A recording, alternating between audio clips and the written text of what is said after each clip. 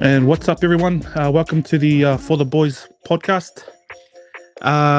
This podcast is created for the brothers, the sisters out there that are going through tough times, struggles, and there's a few things that we usually start off with, and it's the passion for our people, the passion to share our stories, and in the hope that with our stories shared, that we get to help someone out there. I'm Tizza, by the way. I'm Swanky the second.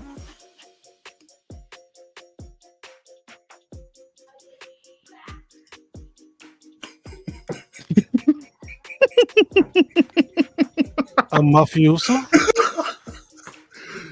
And I'm Wills. Whether you're joining us tonight or listening through our audio podcast, thank you for joining us. Thank you for tuning in. Quick disclaimer. Teza, Swanky, and me, we are not professionals one bit. Everybody else that might be on this podcast will be. So just a quick disclaimer that none of us are professionals. Everything is shared via experiences or stories we've heard. And it's all for love. Hang around. Kick in the guts, boys. That's it. Keeping the conversation going. Breaking down stigmas one conversation at a time. We need our poly men out there to open up, share more, lean on each other more. So hopefully these platforms and with our guests to spread our message keeps the conversation going. Can we just give a round of applause to Swanky? Huh? We be, man. That's fire, bro. That was fire. Round of applause, everyone. Stop filling the gaps. Stop filling the gaps. How we all doing before we introduce our international professional experts? How we doing, brothers? How you doing, Wills? Good, man. Good. Just to add to what you guys kind of alluded to, I guess my little thing to everybody that's either watching is reach one and teach one. That's obviously something that we're hoping that they take from this podcast. Is the voice said, we're not professionals, but we're here to tell it all, and this is what we do. Very nice. We're so very nice. Too right. But who's been at the queues though? I've seen Mafioso at the queues a few times. Depends what queue. I'll confess. Yesterday, I went to the line. It was too long. So I hit the PK line. All right. And then for dinner, I had a different line. Anyway, today I hit Macca's. Go on Macca's, fix. I'm done. Feel disgusting. But I got the fix out the way. And now I can carry on with paleo diet. It is what it is. It's all about the mental health, man. Hey, when you it is. Yeah, man. All right. Without further ado, I would like to introduce our guests because I think they're sitting at the back, like fucking bring us on, bro. We're sitting at the. But we've got a couple of our guests that they've experienced a lot, and within their journey itself, they've overcome a lot of obstacles. Not only obstacles, I think they've moved on to helping our community. So they're doing big things in our community and just giving back. And I think that's been one of our driving focuses or our goals, is to share our brothers' stories. But we'd like to introduce the brothers, Brother Barnes and Brother Hydro from CONCRETEKONVOs. Hello, boy. Welcome, brothers. Hey, sup, brothers? Thanks for having us, man. Man, shout out for giving us an invite, and I'm humbled to be amongst like-minded brothers to, as you said, Talanoa, and normalize conversations about mental health and well-being amongst brothers. Thank you, sir. Thank you for taking the time. Thanks, Zeus. I'm not too sure if Was brother that Hydro? Hydro can. Hydro? You might have to. Might be on mute. Can you hear us? Can you hear us?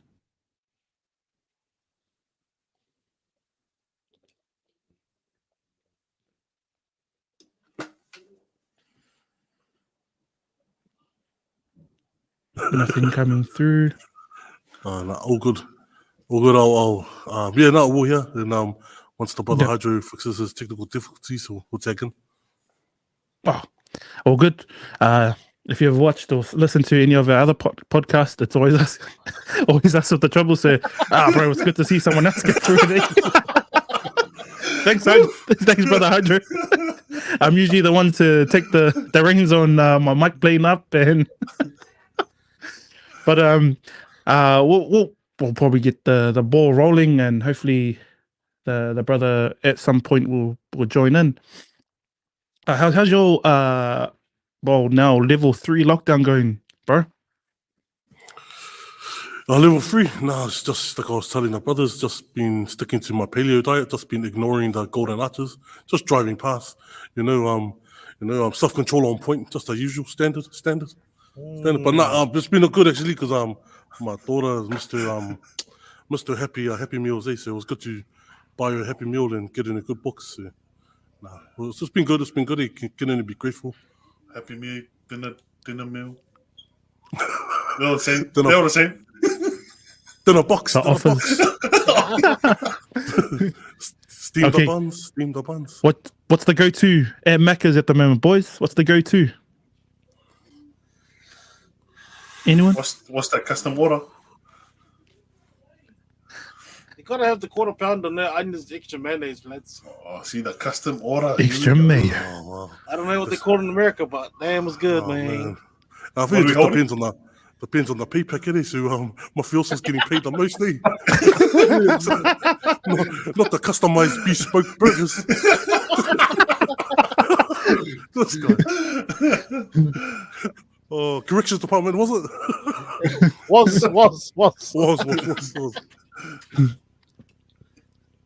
Brother Hydro, how's that mic going, bro? Nah, still nothing. You might have to come Try your phone also, might be the side by best way. side.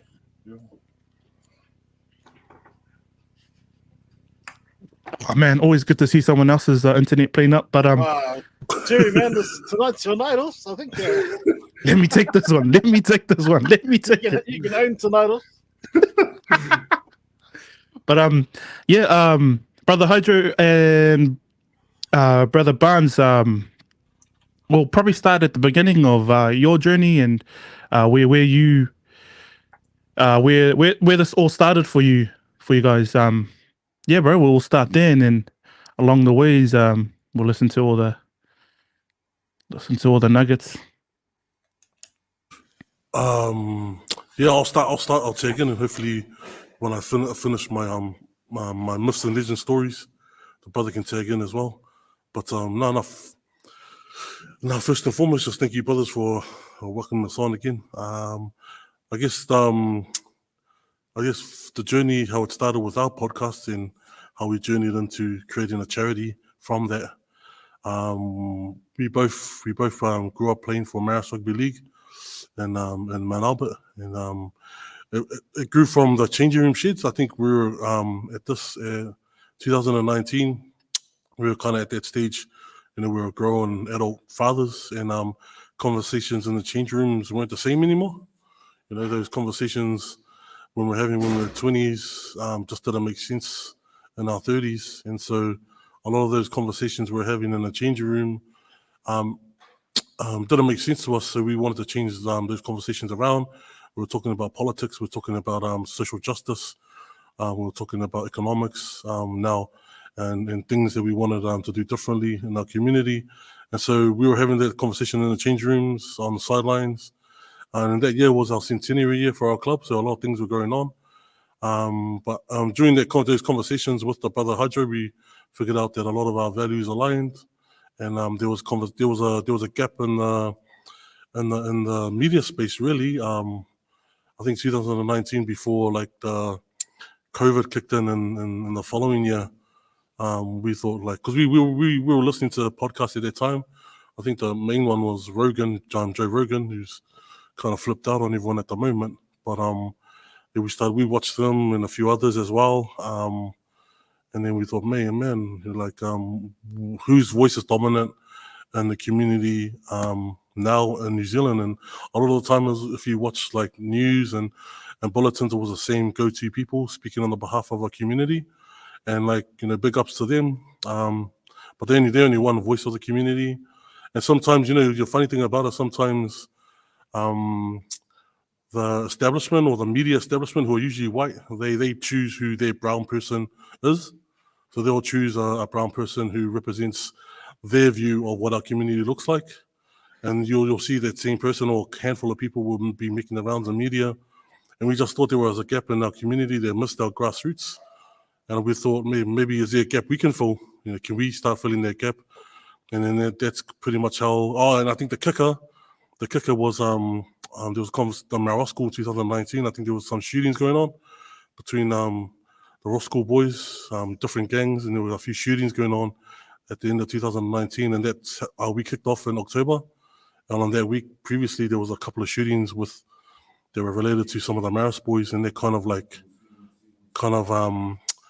propelled us to start this conversation online. And we didn't know how to start it. We weren't techie guys, but Hydro's a musician, as you guys heard him earlier in the green room. And so he had a bit of gear, and then we started from there.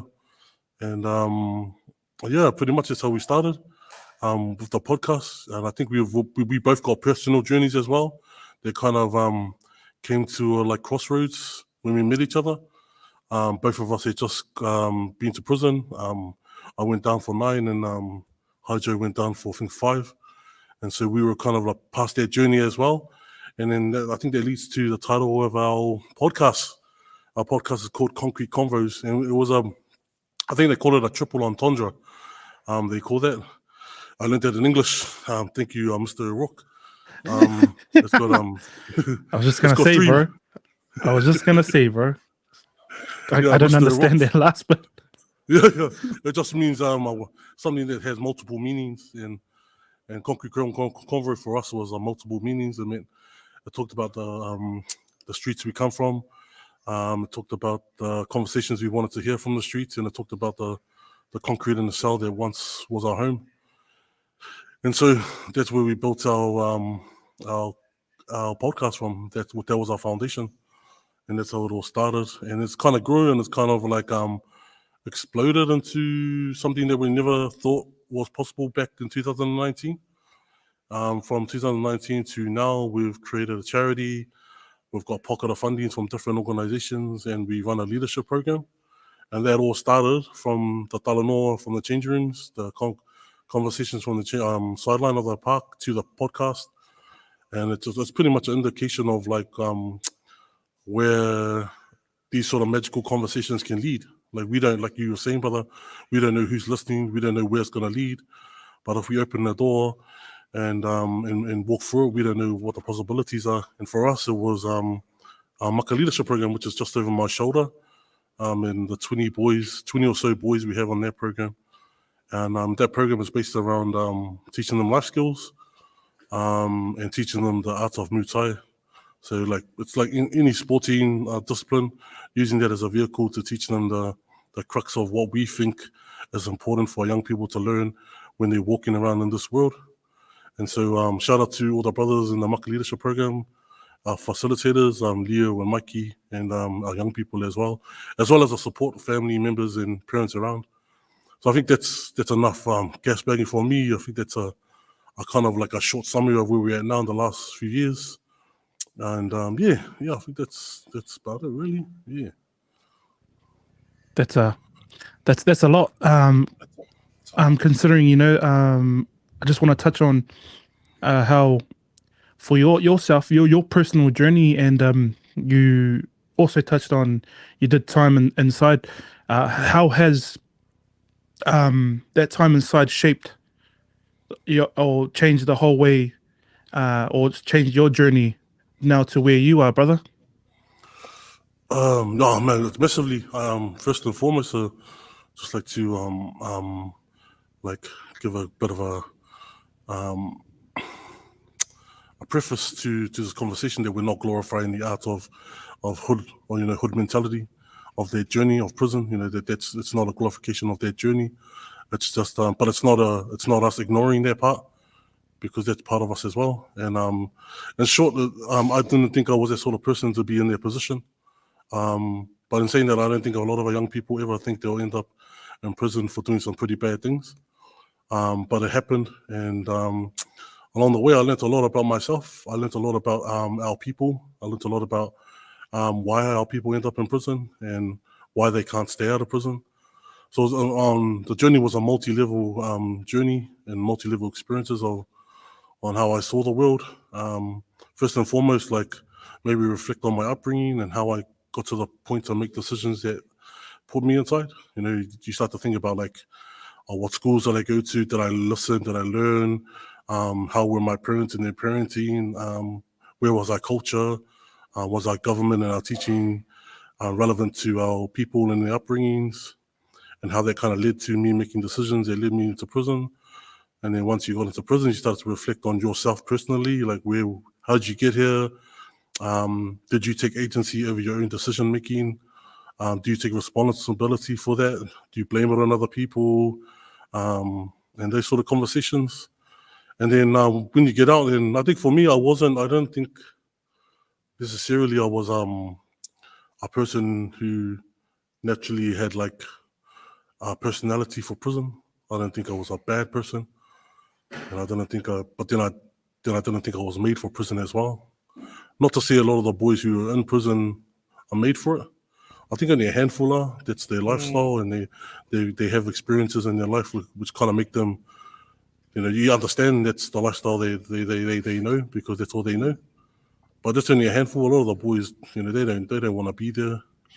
In the visit room, it's full of dads. A lot of the time it's full of dads crying with their kids. Yeah, there's a handful of the boys touching their missus, having cute kisses in the corner. no, having a little cute little cuddles. Just to touch on the interaction with like their partners, and are you allowed to physically touch when you're getting a visitor, or is that when you're on another level? I think as in like shake hands. That's what I'm talking about. Shake hands. America. No, yeah. I think the brother's right. I think when I kicked off my leg, we were still in the old Mount Eden, so they operated differently. Probably, to be honest, probably unsafe. If I look back on it, it's probably that's why it's closed. But yeah, you could sit next to your partner, you could get little cuddles. But when they closed that and we moved out, you weren't there at all. You had to sit apart. But when we had the old Mount Eden, it kind of ran to its own tune. It's got its own little thing there, but it's probably why they closed their place down here. Yeah. And also with that same journey, and you moving away from that side, how much of it mentally, how much did it take a toll on you when you did that time, bro? Well, it did, no doubt. Like I think any human being caged up, you're gonna lose some sort of sense of reality. That's the reality of a prison. Prison's here to, how they created it back in the days was here to hurt you. And no doubt, for myself and for a lot of the boys, it shifts your spirit. I don't think any human being sitting in a cell for 24 hours a day with only 1 hour out, you're going to be talking some funny things to yourself to So for myself, no doubt it does shift a few things, but I think the internal resilience that I had was enough to get me through with all my faculties. I think faith's a big one. Prayer and faith was a real big one, and it was I think that was from my upbringing. My mum being a real staunch Christian and instilling those values. Those came into clutch, man. When you're staring at the wall and you got no TV because you can't afford the 25 electronic check. So those sort of teachings came into play. So grateful for that. But short answer, I definitely had impact. You start to get a bit hardened to the world around you. You start to second guess your beliefs, really. Yeah. What was that feeling like when I'm going to go back to I think your case, and when the judge, when they handed you down your sentence, just took us through what you were feeling, how everything was, and how every part of your body was feeling during that time. And when they said you're going away for such and such time, how was that, bro? What was the feeling then? Oh, shattered, bro. Shattered. Yeah. Just It's a long time, Os. Yeah, just I think the hardest part was watching how the movies there you see the public gallery and families cry with their loved ones get sent away. That was exactly it. But it wasn't necessarily just me too, because I had co-offenders, and so there was 9 of us. I think 8 of us actually, and then so you had 8 families at the back. That's even thinking about that now. It's pretty hard to imagine 8 Polynesian Maori families in the public gallery just wailing like there's a death. And probably that was the hardest, to having to see, my mum crying that way. I don't think that's something I want to hear again, really. And that was really hard. And it was really complex, gathering of your emotions at that time, because for us, we were on remand for 3 years, so we were waiting for the court process to play out. And then we didn't know whether we were going to guilty or not guilty. Our lawyers were shit. To be honest, our lawyers were rubbish. Yeah. I remember one of our lawyers was trying to back up one of the boys, and trying to give those sort of law and order type speeches. But then for some reason he started talking about another case that he was working on, and then we were like, hey, there's no, he started introducing different weapons. I'm like, weapons? Oh, no. I'm like, what? Fucking hell. And then I think this guy's got the wrong case, and then he caught himself, and then he's like, oh, sorry, back to this guy. I'm like, bro. And then I was looking at my other boys, hey, bro, you're a lawyer. Okay, the man's got Alzheimer's. Jeez. So and that's the legal, that was back then. The legal aid process back then was you could equate to legal aid lawyers to minimum wage workers who just kind of get in there, get the work done, get out, and that was the mentality they had. So, a lot of factors like that.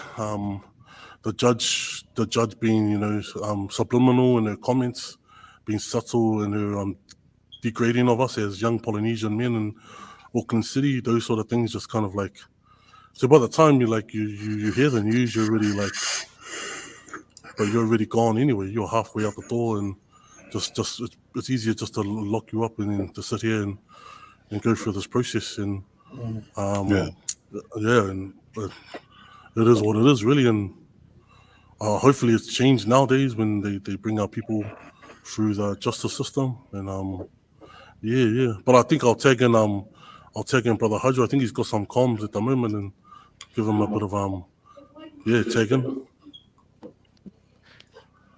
For the love of Jesus, Marion, this is there you go. See, sometimes you need a bit of divine intervention. There you Sorry go, there about you all go. the technical difficulties, Oh, my man. brothers. No worries, Man. also. You know, it's been a minute. Anyway, I put it down to latency, and anyway, I couldn't hear you guys, but I could just hear Barney talking. I'll just take off right where Barney left off, and that's why I hooked up with him. How he broke that situation down was in a way where, like, you know, it's gonna pull at your heartstrings, because that's the only way we're gonna affect change. Is like, we got to go there on that sad note and just tell it for what it's worth. Because my version of that same story, because, you know, like, you learn lessons as you grow, but, you know, I was at that same time, it hit me different, because I had 4 co-offenders waiting in the cells.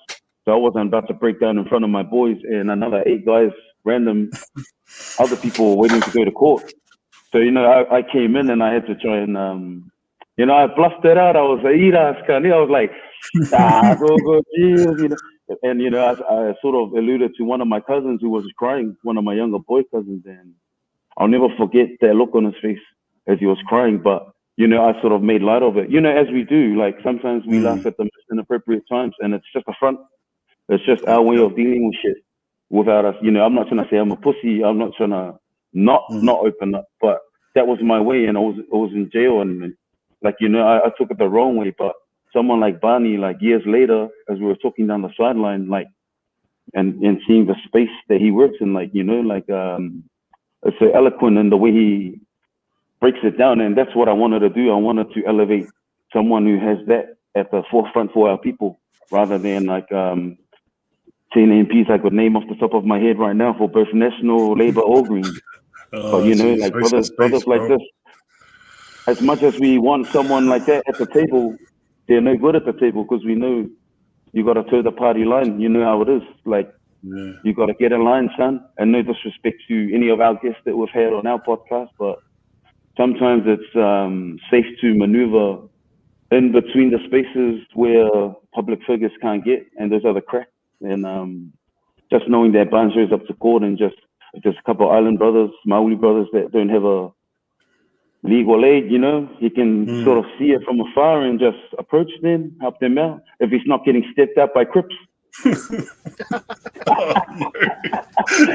another story.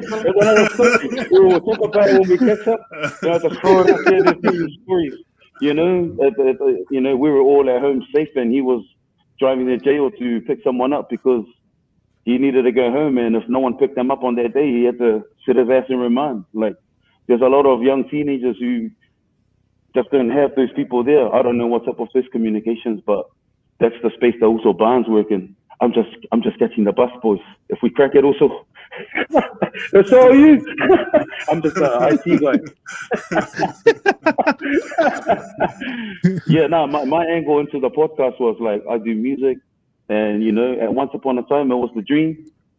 But, you know, like, as you get older and older, it becomes what it is. It's always going to be there, and it's always been a passion. So, you know, I just try and stay with it, just to be relevant for myself, and just, you know, just like the dad who always goes down to, yeah, well, you know what it is. You just gotta stay ready. Never say never, man. But yeah, and that's what I sort of wanted to do. That's sort of my realm where I want to give back, and just so many ideas since we've teed up with all the other brothers as well. That's on our trust and part of the leadership program we run out west. Just so many ideas to give back to the boys. And that's things we could have used in our communities. Like, I don't know about you guys specifically. I grew up in Mount Roscoe. I'm a Central brother. Been there for the longest time. We only moved out because rate and inflation just pushed everything up. And I think at that time, rent was maybe $3.20. I was on $9 an hour, which was alright for a brother straight out of jail. And I was on that $9.50 to about $11 for like 4 years. Dang. Would you get out of bed right now to wait for $9.50? And that was good money. Fuck. You grinding a 40-hour week thinking like, yeah, 330. That ain't shit. But those are the sort of days, like, you know, like, I remember coming out on the grind, and I was just like, okay, then I didn't make the most of school. What are we gonna do here? And then, you know, the music was always there. It's been there from then, and even before then. by that time I was an accomplished songwriter in my own right, you know. Never got an accolade or anything, but never won a TUI award or whatever in my life, but it doesn't define me, you know. I'll do this shit for free every day. And Yes. what I do now is the skill, and I just want to teach it. I've been lazy, but I just want to teach my nephews and nieces, peep into some game, you know what I'm saying? Show them how we record, how we lay a track. I'm not anything, you know. I'm just like that disclaimer at the start. I'm not a professional. I'm just self-taught, and it's just the ambition, you know. Like, don't worry about IRD. Spend the tax money, you know. Do it right. Nah, I just wanted to expand on that. And part of the reason why we started the leadership program, why I wanted to be involved, is I wanted to catch the brothers like us that's, you know, about to finish school and not make it through to year 13 or what we would call Form 7. And those guys who, you know, yeah. And then, you know, like, you end up just thinking with all the other guys who don't go to school. And if there's 5 of you on your street and 4 from the next street, you know, like, it just starts off those ways. And, you know, you always hear your mum, shh, oh, whatever. Or maybe I'm that kid where mums are like, oh, shh, yeah, I'm not there. I don't know. Way. I know some of my aunties talk shit about me, but I love you. Hey, it is what it is. You know, and some of the boys' moms and all that. We all I was that kid. We all have a few. I was that kid. I was that one. Let's go. It is what it is, Uzo. Let's go break into some cars. Let's go. I see some Jordans over there. No, but hey, we've come a long way. It's about changing your ways. It's about where you can go to. It's not about how we start or us falling and failing. Those things used to matter, but I just taught myself and just learned by listening to other people who have great ideas and positive attitudes. And that can come through podcasts, that can come through, especially since we've had this COVID thing, like everything's been online. A lot of resources, and like, it's just been interesting to just adapt some information and some traits that I used to have, like, especially being a Samoan. How many of us are Samoan? Including the panel. Bro, I love Samoans, you know. I always rip it but there's toxic masculinity. It's rife. But in our culture, we have fa'aloalo, so that shit right there stops us from a lot of things. It stops us from talking about suicide. It stops us from talking about, because that generation before us, they never, not all of them, but a majority of them, you know, raised by the hand of the iron fist.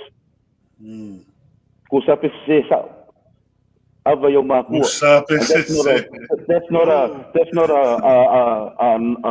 non-honorable thing. That's honorable, but when we start clipping our kids, when we start making that the bar, and it filters down, and then your older brothers filter down and they pass you down some ass whoopings and some other shit. By the time they got to you, hopefully you want to catch all the lessons that they missed. And that's not saying that I don't respect those that paved the way, my father and so on, and uncles. But a lot of lessons they didn't know themselves. And that's just the story of migration. We're supposed to get better. We're supposed to be better than, like, you know, you always say, like, no one can love like my mother. No one can love like my father. But you better damn be better than that shit. You better aim for that bar. You know, no one wants to say it that I'm going to be better than that. Well, that's the bar you want to aim for. And you shoot and you shoot and you shoot until you're gone. And hopefully you pass the bar, and that's what you want to pass back down. Because everything we need came before us. It's just a lesson learned now. It's like, damn, but I got to learn this shit at 42.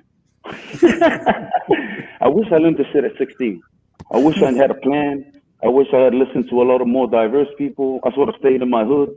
I stayed Roscoe Central all day. You know, Islander. I knew nothing else, even after jail. You know, like I said, $9.50 was, I'm winning, baby. But when you can make $5,000 a day selling drugs, like, is that winning? The hood is very, very fine line, and that's why I wanted to get bonds. We just need to talk about different things, and it was hard to deal with adults because on comment line it's like, blah, blah, blah, blah, blah. Meet you at Pack and Save. I'm on my way. But no. we can't save the world, but so what can we do? Let's just save our kids. Let's start with our kids. And I've met some fathers that have told me what it is to be a man. Hey, it's not, like what I was trying to do, like growing up. I've just seen a few other ways that people handle their families, and that's sort of where we're reverting back to. We're reverting back to the Ainga. Especially someone like, I'm an islander, but like, I was raised on Park, man. NWA, I can get, like it gets to the point where like, what I feel American guy with the accent. That's me in the essence. Like, but I've had to like downplay all that stuff. I'm a builder, I'm trying to make it in construction. I gotta put on my white voice. I gotta eliminate those bits of me and just, I have to maneuver in the system and do what I gotta do, man. But yeah, no, that's the journey. I felt like lately, because we've been on the trust and all this shit, I didn't want to, forget who the fuck I am. I don't want to ever forget who Philip is, who Hydro is, and what I brought to the table. Because, I don't want to be a yes, sir, 3 bags full, sir. Just to get, we have to do it on our terms, and we have to be the ones that's leading the way. And, of course, we have to, I don't want to say kiss ass, because we don't kiss ass, but we have to network. We have to network to be effective in some spaces. And sometimes that goes against the grain. It looks like, oh, look, these sellouts. But it's not. It's very tricky. And that's why I know some politicians have to toe the line. It's very tricky to just say, oh, why are these islanders in Labour not doing shit? Why is CEO doing ifonga at their town hall? But we don't see anything about all the other issues in Mangili. We don't see anything 100%. when rebels are shooting it out. I'm just saying, there's ways to talk about things, but, who are we? We're just like 2 ex-convicts who started a podcast and talking a whole lot of shit. No shadows, it's truth. Well, shadows. The truth. I just want to speak on some stuff that will just stir up a few people, but all in all, like, I grew up in social welfare homes. Social welfare and New Zealand taxpayers money paid for my school books, my school uniform, through Centuries Primary, through Muslim College. Same hills. And that's just how it is. And, I didn't know any better. But, where was the brothers telling us at 13, Tori, stop trying to follow me around, being gangs, stick your ass in school, learn something. Where was that also? Because that's your also. That's my also. They didn't say shit. So what are you going to say to your usos? You better say something. And it's better not be like me. Because unless you're driven, unless you've found that way forward and you're productive, not just the society, but your family, you're bringing in stuff, you're seeing them succeed, you're laying foundations for them moving forward, that when you're gone, you don't have to worry about, damn, did I do enough? Because I think for the first migration, that's just a learning curve, man. That's like my parents, maybe our parents, boys, or, maybe you guys are like 3rd generations. I'm 1st generation born New Zealand, so my parents came here in the 70s. There were some that came here like 40s, 50s, 60s, so yeah, man, I'm just going on and on and on, man. You go on. I don't know where we're gonna take this to, but over to you guys. Back to you. Nah, bro, I like how you said we're learning as well, even at an old age. We're still and I just want to touch on how our podcast started, because we all had these ideas, right? We all started here, and we thought that our ideas were always, I guess, the best for us. And along this journey, we had to relearn. We had to, say, fuck, I think the shit that I'm doing at home, I shouldn't be doing, because we're trying to preach the good word to our kids, but yet we're actually the same people that are doing the hurt. So I like how you touched on that one also. And how much of it do you think is relearning? A lot of it. A big part of it. I think the core values are always going to be there, like love, looking up, just what, especially as I can't vouch for any other race. I got to vouch just for what I am. I'm Samoan. And that's just sibling love. Brother's keeper. Your sisters are the pupil of your eye. I don't know what they're saying is.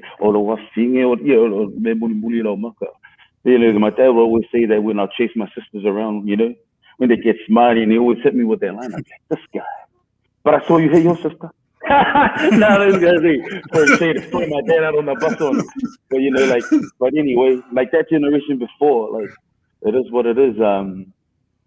But yeah, no, definitely, brother. I definitely think that sorry, those guys. What was the question again? I went off. I started thinking about my dad, and then just I got a question, boys. I got a question. Quick question. Working in I was a screw, Warrior Men's high security. Yeah. I don't know. I always thought it would be, it was an age-based thing. We'd grow out of the whole gangster life and all that shit. Am I wrong? Is it the lack of knowledge that was taught, or is it the you know, getting beat up and then shit? I don't want to do this shit no more. I don't want to be like these guys. What do you guys believe it is? Is it like age-based? We grow up and grow out of it. Do you think it's you know, once the hype is worn off, then time to change? What do you guys believe it is? I mean, I seen everybody from young dudes to the old school gangsters who are still causing trouble in the units. You know, you always know it's them calling the shots behind the, you know. That's the one as well. So it's kind of like, it's hard for us to read it. I mean, yeah, they turn around and, you know, they're the ones just sitting in the room, but they're the ones calling the shots. You know, have they grown out of it?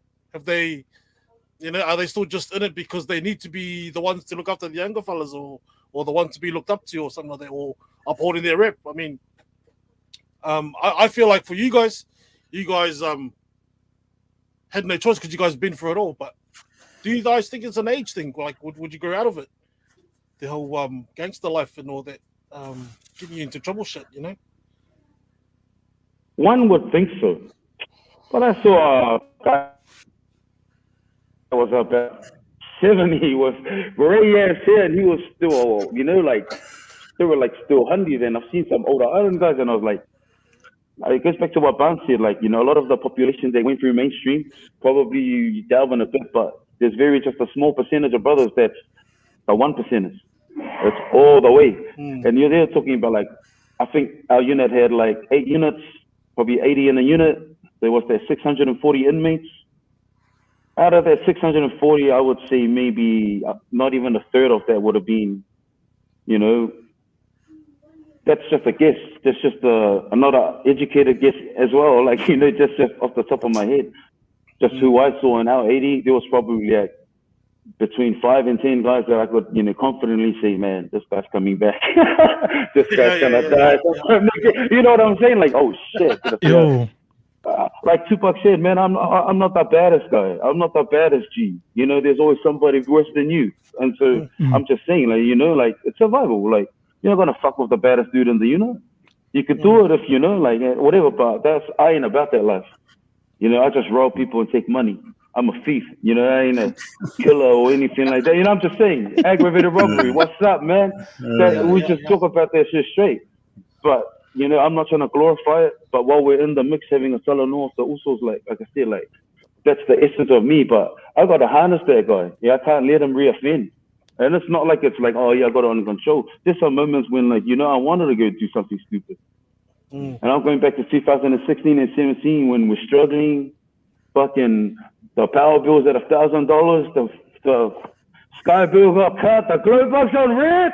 Damn, man, something get hard. Like, straight up, you can't eat bakwa more all day. You can't. It just comes to a point when, I fought the Mikey, man.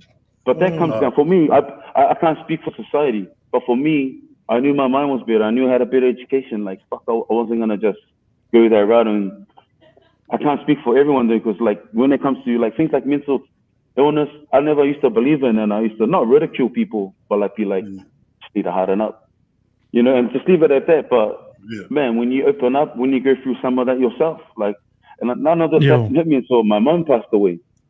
Then I'm like wondering, fuck, what the hell's this?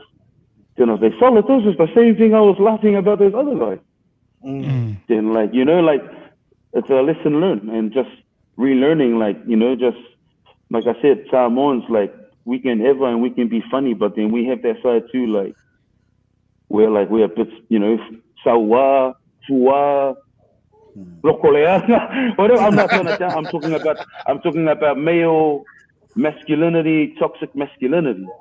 Yep. Like the classic example is ngadwengar fingerlong kuko. If someone ever said that about my mama or my sister or yours, you know what's up. The woman's place is not the kitchen. The woman's place is not. The woman's place is wherever the hell she wants. Because, I just learned that by just respecting my mama and there's just some things, but, whether that's a part of the culture, because I still see it strong in the island. Not to the point where it's arrogant, but just if you fuck around and go back to the, some parts of Samoa and just have a look at how it is, it's they got domestic violence as well. The issues that aren't brought to the forefront, but they're throwing rocks, they're killing. It might not be brought to light because of recent elections and stuff, but there's some real out of it ways, and you see it when who's scrapping in the city, who's doing the king hits, who's killing each other on the streets. Yeah, taking also. Sorry, man, I'm just going on and on and on. Over to you, buddy. Over to you. Before we go before we move on, we'd just like to just thank our sponsors. Our sponsors at Mask Familiar. So, again, during level 3 lockdown, and also I think up until level 2, masks are still mandatory. So, if you are after masks throughout level 3, level 2, level 1, level 0, no level, just we got the team at Mask Familiar. So, shout out to them. They've been amazing, and they've jumped on with us and helped us. So they do custom masks. So throughout this lockdown, I think they've been doing orders, and now they can send them out. From my understanding, so at Mask Familiar. Over to you, Brother Barnes. Sorry. To the sponsors, if they want to sponsor us as well, we're here. We're waiting for you guys to sponsor us.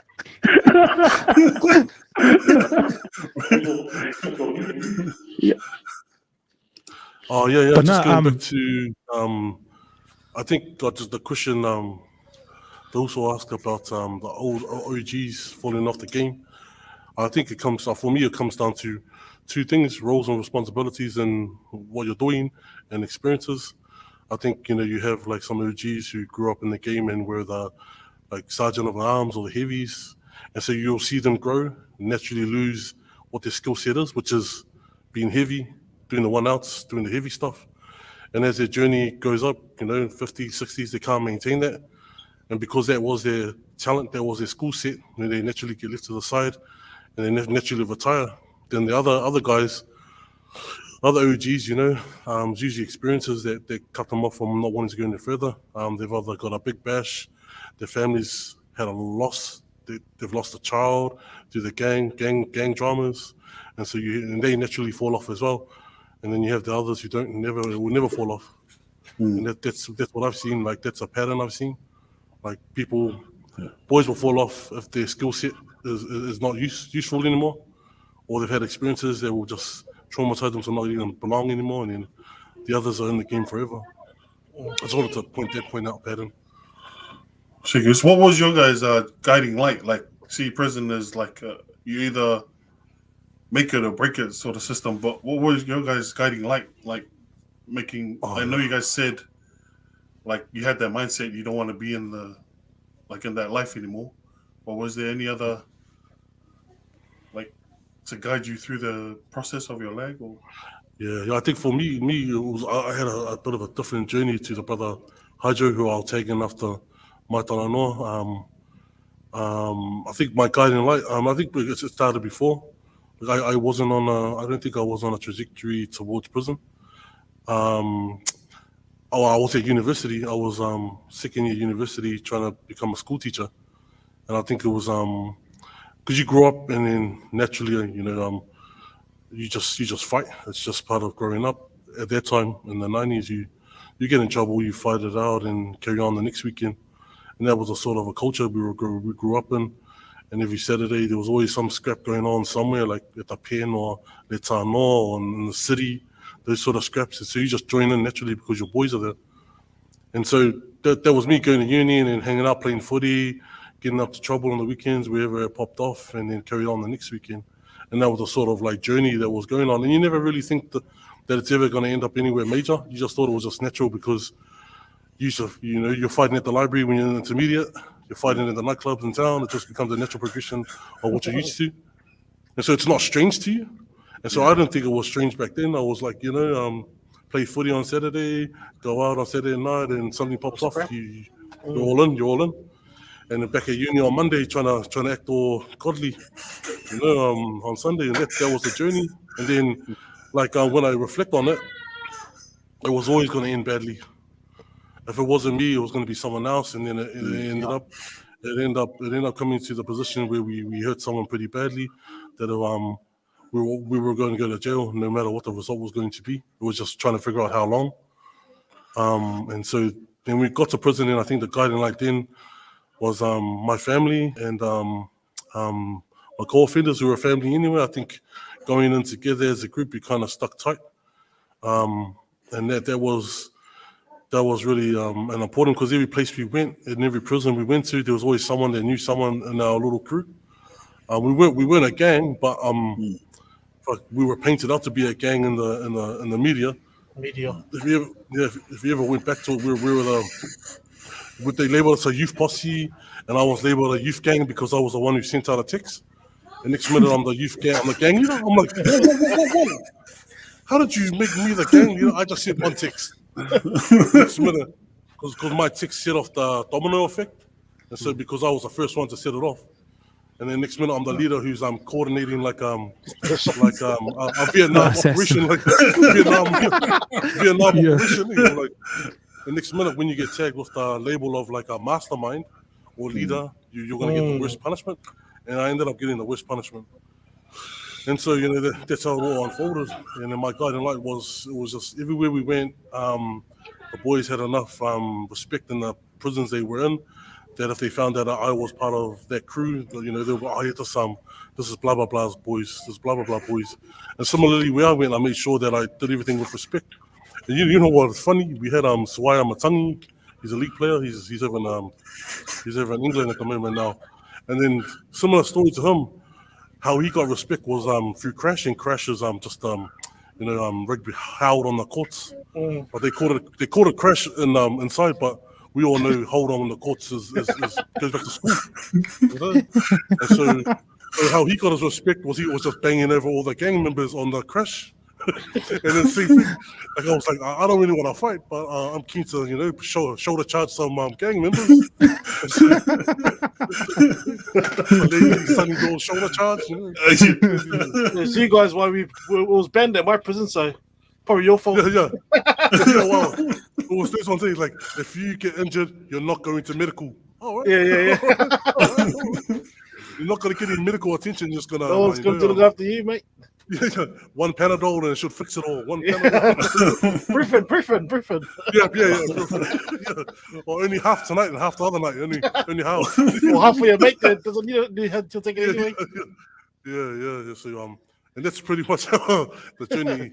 So it was a long story about the guiding light, but so it wasn't as deep and meaningful as I thought it would be, brother. That's it. I think it was that brotherhood and that fellowship that we had together, and we kind of just looked out for each other, looked out for other inmates as well. We had it was really good. We had this shops we used to run, but we never made any money or food or shops in prison. You just traded food and that, and we were losing money because we kept giving it away for free. Keep giving it away for free. And like my mate who's like business minded, he's like, bro, what are you doing? He's like, bro, things hungry, bro. What? Or like we're paying off people's bills. Like they'll get bills. Oh, bro, this guy's got a bill for this gang, this guy, and then, oh, bro, can I just use that to pay for his bill? And like, bro, we're not making any money. Paying off everyone's bills, and so we try to keep anyway, like because my idea is if I show respect wherever I go in prison, not only because that's what I try to do. I knew that if one of the boys is coming after me into this prison, he's more likely to get treated a lot more differently if I left like trouble.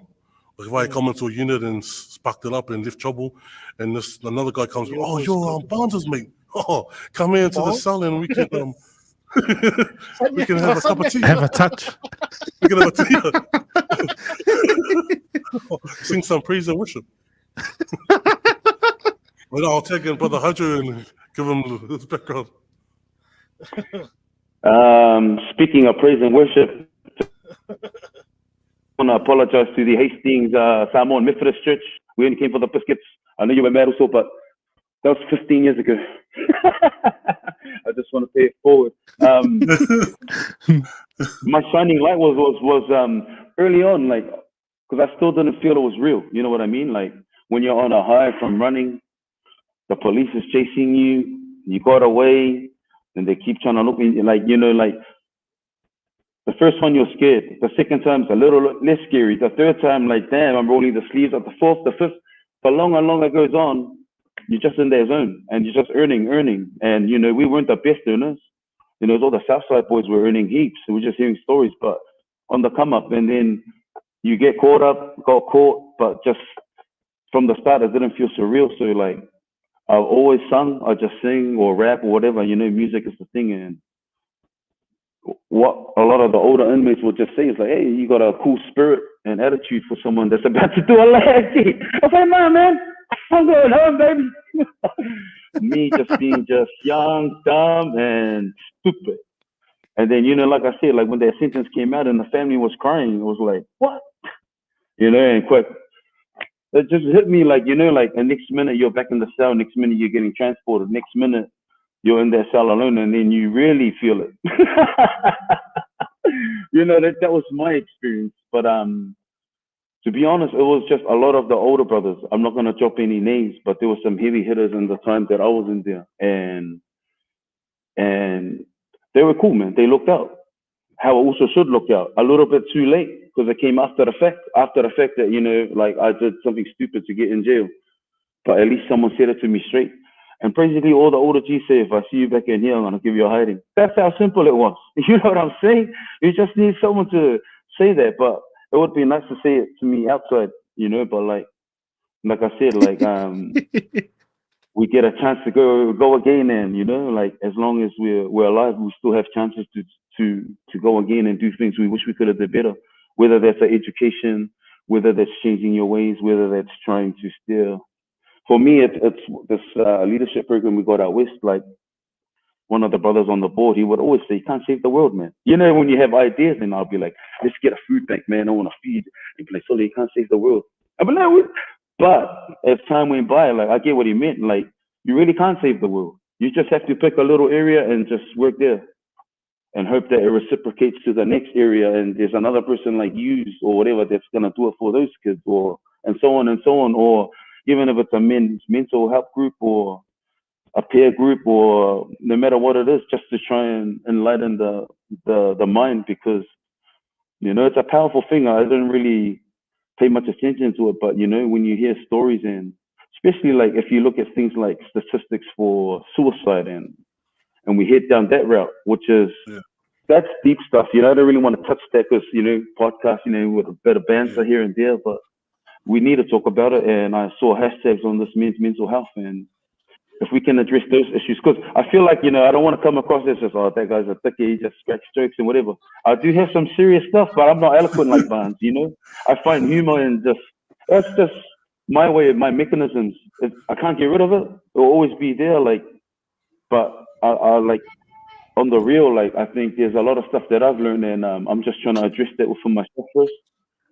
And then, like, you know, so around the boys, like, and I'm open with my own kids around the house. Like, I blaze weed. I voted for it. I don't know if you guys did, but I hope you do. The next time, please, let's get us over the line so we don't have to hide and act like criminals and stuff like that. You know, it's just, you know, if alcoholics can have that, that's just my rant. Barnes voted no. Nah, there we go. You know, it's one of those, like, just because we vote indifferently or see different views, whether politics or whatever, doesn't mean we can't get along. But so, 100. you know, like, my dad told me, "Brady, nah, hell no. I hope you're gonna get in trouble. Yeah, trouble, boy." But I was like, Dad, like I try to tell him that, you what? But anyway, like the starting line for me would be a lot of older guys said, hey, don't come back yet. You have a good attitude that you can go and carry on. Just don't come back. I don't know what I was gonna do. I was a metal polisher, and I just went there because it was an easy job to get. It was 5 minutes from my house, and then all the boys were there. But I really didn't think of a future. That's what I want for these boys now, who are about from 13 to 17. Want them to have many plans. At the moment, a lot of them are playing league. But we're more than league players, eh? We are bad, and like there's just too many of us. But like, it'd be nice to see some other fields represented as well, like other spaces, not just sports. But I mean, if that's the thing, then you better play for the Warriors or the Blues, or man, I'm not gonna. No, You better. But yeah, for me, it was just older guys who actually told me, don't come back here. I see you, boy, you're gonna. So yeah. You touched on one of the, I think earlier you said about when you see one of the boys and you saw that, oh shit, this guy's going to be back again. I think we had the same kind of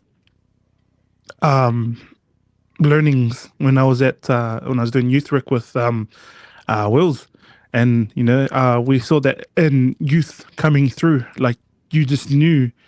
The first time you see this kid come through, or second time, he's just going to be caught up in the system. But I'll hand it over to Wills because I think he'll probably touch more on it. I'm talking about maybe how's it 6-7 years ago, but I don't know. Has a lot changed for youth, Wills?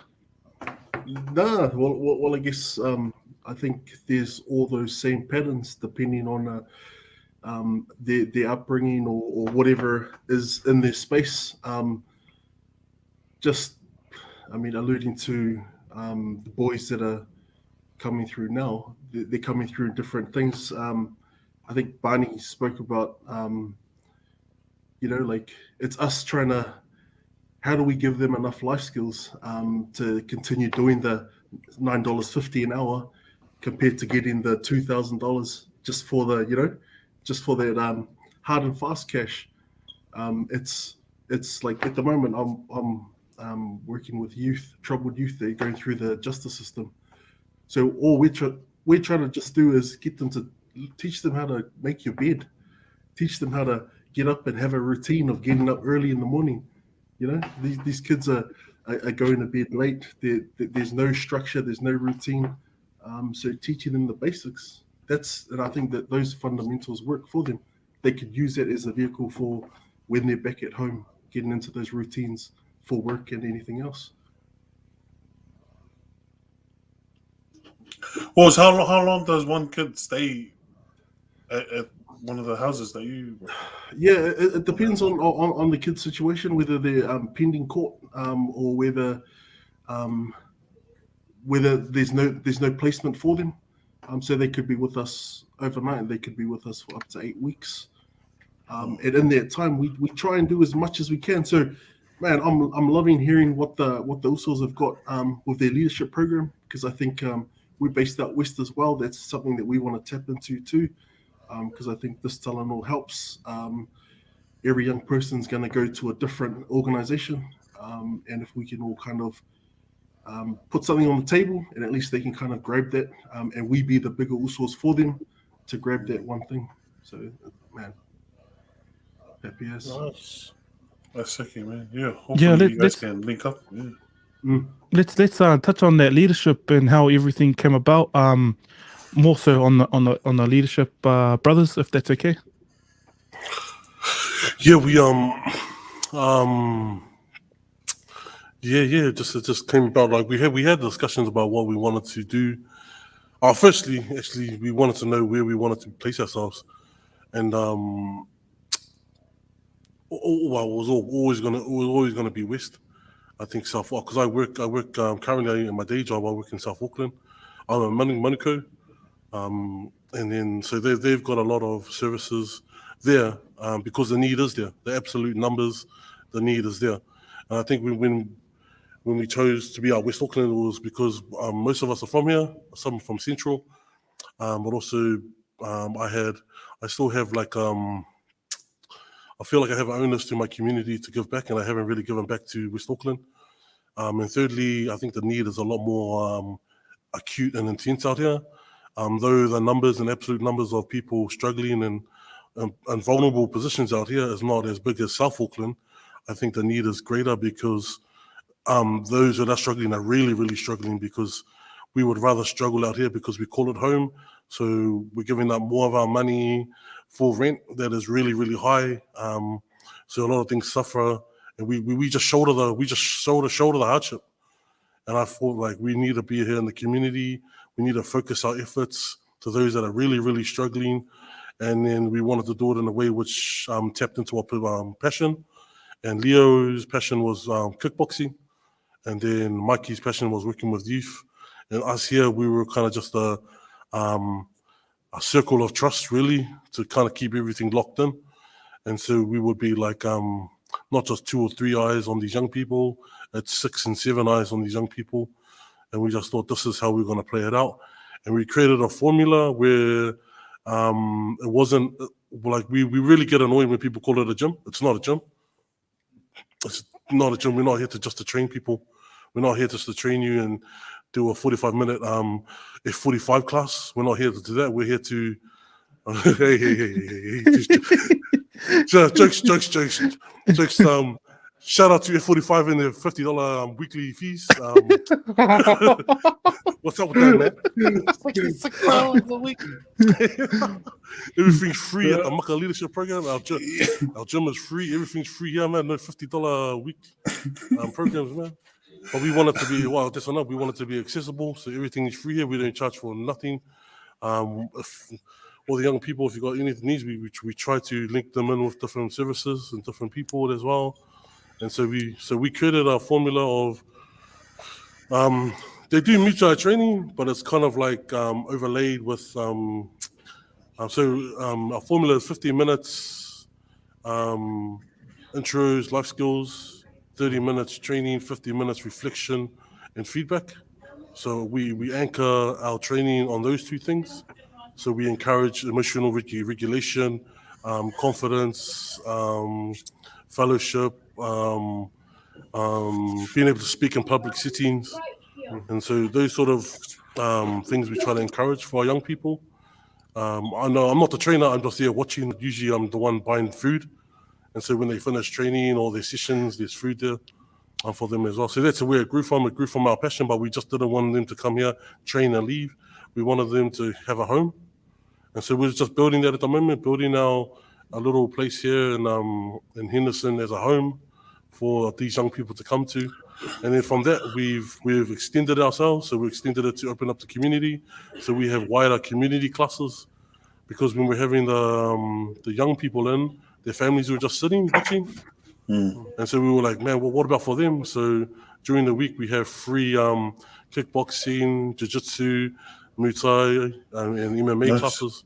It's all free too. We don't charge anyone. And we've just got in a collection of our friends who are skilled in these spaces and who wanted to volunteer an hour a day for us. But on the cups of that, hopefully we're getting some funding in the next couple of weeks to pay our trainers who come in and volunteer the time now. So we'll be able to respect their skill set by rewarding them what they're worth. And then, so that's how our leadership program came along.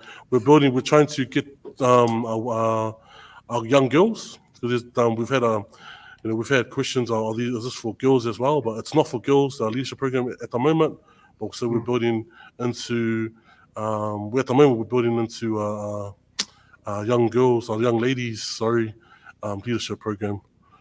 So that's where that is at the moment. Anything you want to add also, Hadra? Yeah, and it's been awesome, boys. I didn't know what I was bringing my nephews to, but it's been great for them, because otherwise they've just been left to their own, like their devices, and just, because sometimes we get caught up, we're not really monitoring our kids. Not the way our parents monitored us, but, we're a little bit loose. We have, we adapted with times. It's a technological age where there's a lot of gadgets out and about and stuff like that. And bringing the kids here, it's refreshing, because, they can't play on toys, they got to listen. But, what I really like is the lessons. So the lessons, it'll start off. Let's talk about hope, and then like we'll have some little cards and just little brainstorming ideas where you're not forcing them, but you're getting them to reflect not be shy, and not hold it in and just give stupid one-word answers. And because like I'm just steady. My mouth ain't singing out my ear. nah. You're just like you're hoping they would engage us. So it's been cool because the first week you could tell who were the guys that like oh yeah, these will be our like not alpha, but these are our leaders, our young male leaders, and then see the shy ones sort of just slowly break out and the numbers have been high. This has been the best thing. It's just been the opposite to all the courses I used to take. We started high numbers and still have high numbers. It's amazing, man. It's amazing. And I'm just proud to be a part of it and just contribute. Because like as Van said, like the end of the day, you want to give back. Whether it's give back to, like for me, or be my Samoan community, to my Roscoe, to Maris, to my school, and just where I've grown up in places that I claim. And definitely need to do a lot more. Eh? We can definitely do a lot more for our communities. So, but this is just one way. Like does it matter that I'm not from Ranui? No, it doesn't. What matters is that like we're here and we're just trying to do something for this area. So like slowly but surely, it's gonna stay around. And we're approaching a year. It's nearly our first birthday. The idea, and then the pilot program, look at these islanders, just trial and error pilot. See, the Mongrel Mob only did like a 4 to 6 or the trusted associated. It was a short pilot and they got 2.7 mil. Hey, Defender, we're like on like turn 4 now, man. I just want 7.7 mil. For people, I'm just saying, like, we got data, we can track it, we can do all this stuff, and it's cool because just moving forward, that's something we're looking at. But at the moment, it's all up, man. We spend more money here than anything. That's a collective. And we've been fortunate to reach out and just slowly start getting into being funded and stuff. But it's never about the money, brothers. It's always about the main goal, and that is your target. Our audience is the youth. So for us, it's always been about the youth, and we're just gonna encourage it. That was probably something we were like strict on. Just do boys, cut the girls out, no distraction. We're boys, it's hard enough. Because, women get all the love, eh? I want to stick up for the fellas. I'll take one for the team. We're all going to get dogged here. It's going to be cancel, everyone. But women always get love. Our daughters, yes, mom, everyone. But it's hard for a man. It's hard for a son, a kari'i. It is. We just got to champion ourselves. And, it's good to see all the brothers doing their things. And whether that's blog, YouTube, podcast, just good to see us get out and about and just have something for us, because once it's not the Usos anymore, then, changes, guys. Hey, everyone just has to be, the etiquette stuff coming out. This guy was acting like he was James Bond. No, yeah. But that's the leadership. You just want to reflect leadership. I don't know what leadership. To me, I have a version of it. It's Roger Tuivasa-Sheck. It's the greatest leader there has ever been. But we just want to. Have to go there. Not out your next show, so Yeah, okay. When you're Carlos, see, Ali, when your team doesn't have an in-out premiership, you just can't say anything, eh? But yeah, that's the aim was to keep us going. So we decided to just go. Let's just do 1 year. We'll do like every 10-week block for the school term. We'll just go 6-week block if we can. COVID stuffed a lot of things up, but we've been able to catch up with the boys on Zoom for a once-a-week check-in, just to see how they are and just to check up on the boys. So that's been cool because that's what we have. But I'm really looking forward. It's been ages since we actually teed up together, but it's going to be a little bit further with level restrictions and. Just to not just our boys, but to our boys especially, like, hang in there, mate. I doubt they're watching this. They don't look up to us like that, eh? Just for food. They're doubting them. They're like, You know, you try and go and do things, and they're like, nah, but really, they just want your bank card. You know, that's what it is. You know, we don't want to hang around with, you know, this FIFA old, but yeah, nah, love it, brothers, and we just not like the aim wasn't to try and just start something and just keep it. Like, you know, the aim is to have a model that works, and then, you know, everyone can run with it.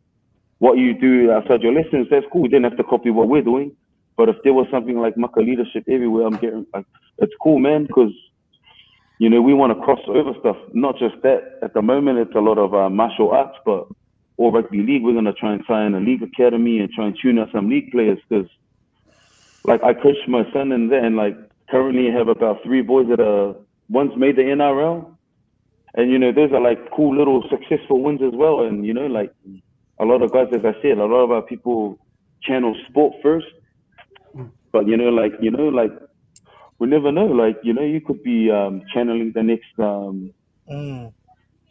advocate for you know, I don't know, whatever, like, or politicians or people that want to advocate for our people and services and stuff. So. Anyway, talking too much. Pass it back to you, it's mad what you guys are doing. You know, working in prison, you meet everybody, eh? And I say, when you meet everybody, I've met I had a dad, a son, a nephew in the same unit, you know. Spoken to the guy, he said all he knows is gang life and all that, you know, and you introduce him to a quick word, which is change, or that you can change the next thing, you know. So, and it's something that he's never heard of.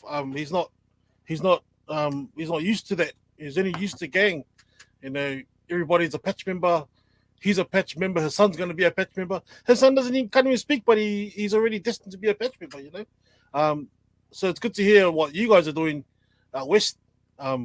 It's something that if you've been in that line of work, or if you have been locked up, you would know, or you would see, you know.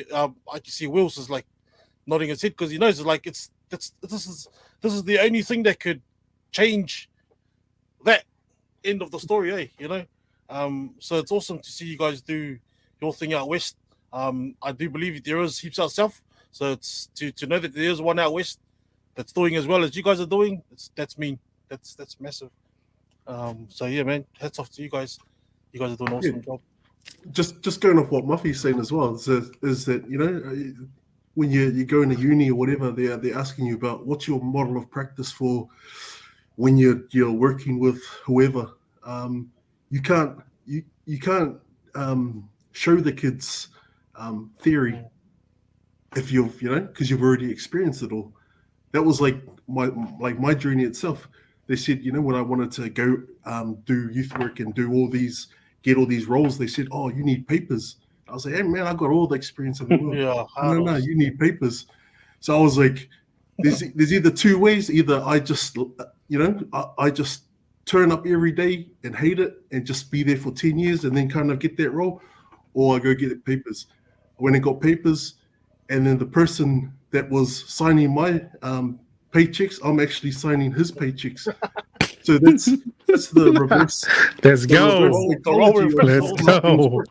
But that's why I love working with youth. I love hearing you know, what you guys are doing, and it's something too. Like, if youth come through my service, you know, that's somewhere where I'd go, hey, go check out this program, because I know the story. I don't know a story by somebody throwing up all these slideshows of this and that. I've heard your journey, and I know that the boys will relate more to that as well. And it's a safe space for them. Yeah. And I guess just take it into what Wills are saying. I think we another thing as well, a conversation we've had over the last years, that we didn't just want this to be the reform thug story. We really wanted to underpin what we are doing in this charity with some really solid practices. We didn't want to be cowboys. We didn't want to come in, flash and a bang, and disappear next year. So we worked really hard to ensure that our governance skills up to scratch, our paperwork is up to scratch, and we've aligned ourselves with the Ara Taihui, Mana Taihui principles of youth work. So we've adapted the code of ethics into our practice, and that's what we're working with at the moment. With so 30, we dedicate 30 minutes a day to go over these youth work principles. So we're trying to adapt that into what we're doing here. So we're looking at the long game. We want to make sure that it's a lasting impact, and we don't want to be a viral, because this is the generation of virality, really. Like everything goes viral and you forget about it to the next one. So we want to remain. We want to be a constant in our young people's lives, and we want to be grassroots, bottom up, top up, side, left, right built. We want all the experiences here. And it's when we reflect on it, it's a really big challenge to build a charity with 6 boys who have no experience in building charities. We're not accountants. Well, we're not social workers as well. We all have an experience. And because I've worked for several NGOs and charities as well, and we're not on the big scale as, for example, like Waipareta Trust. Those sort of like Whakatautua and Manukau and all those big organizations, we're not that size. So we understand there's a real big hill to climb for us as trustees of a charity now. We understand the responsibility, but we really want to do justice to that space. Also, we want to find our lane. I know, like Brother Hydro is saying, we can't do everything. We can't help everyone. All we can do is what we're good at and find our lane and make sure we're damn good at it. We don't want to be jack of all trades and master of none. And so that's where our journey is at the moment. We've been working patiently. I know some of our trustees, they're not as patient as we are, but it's just reminding them that like we're in the long game. We can't go flash and bang and get all these likes on Facebook, but not deliver the content and substance to our young people.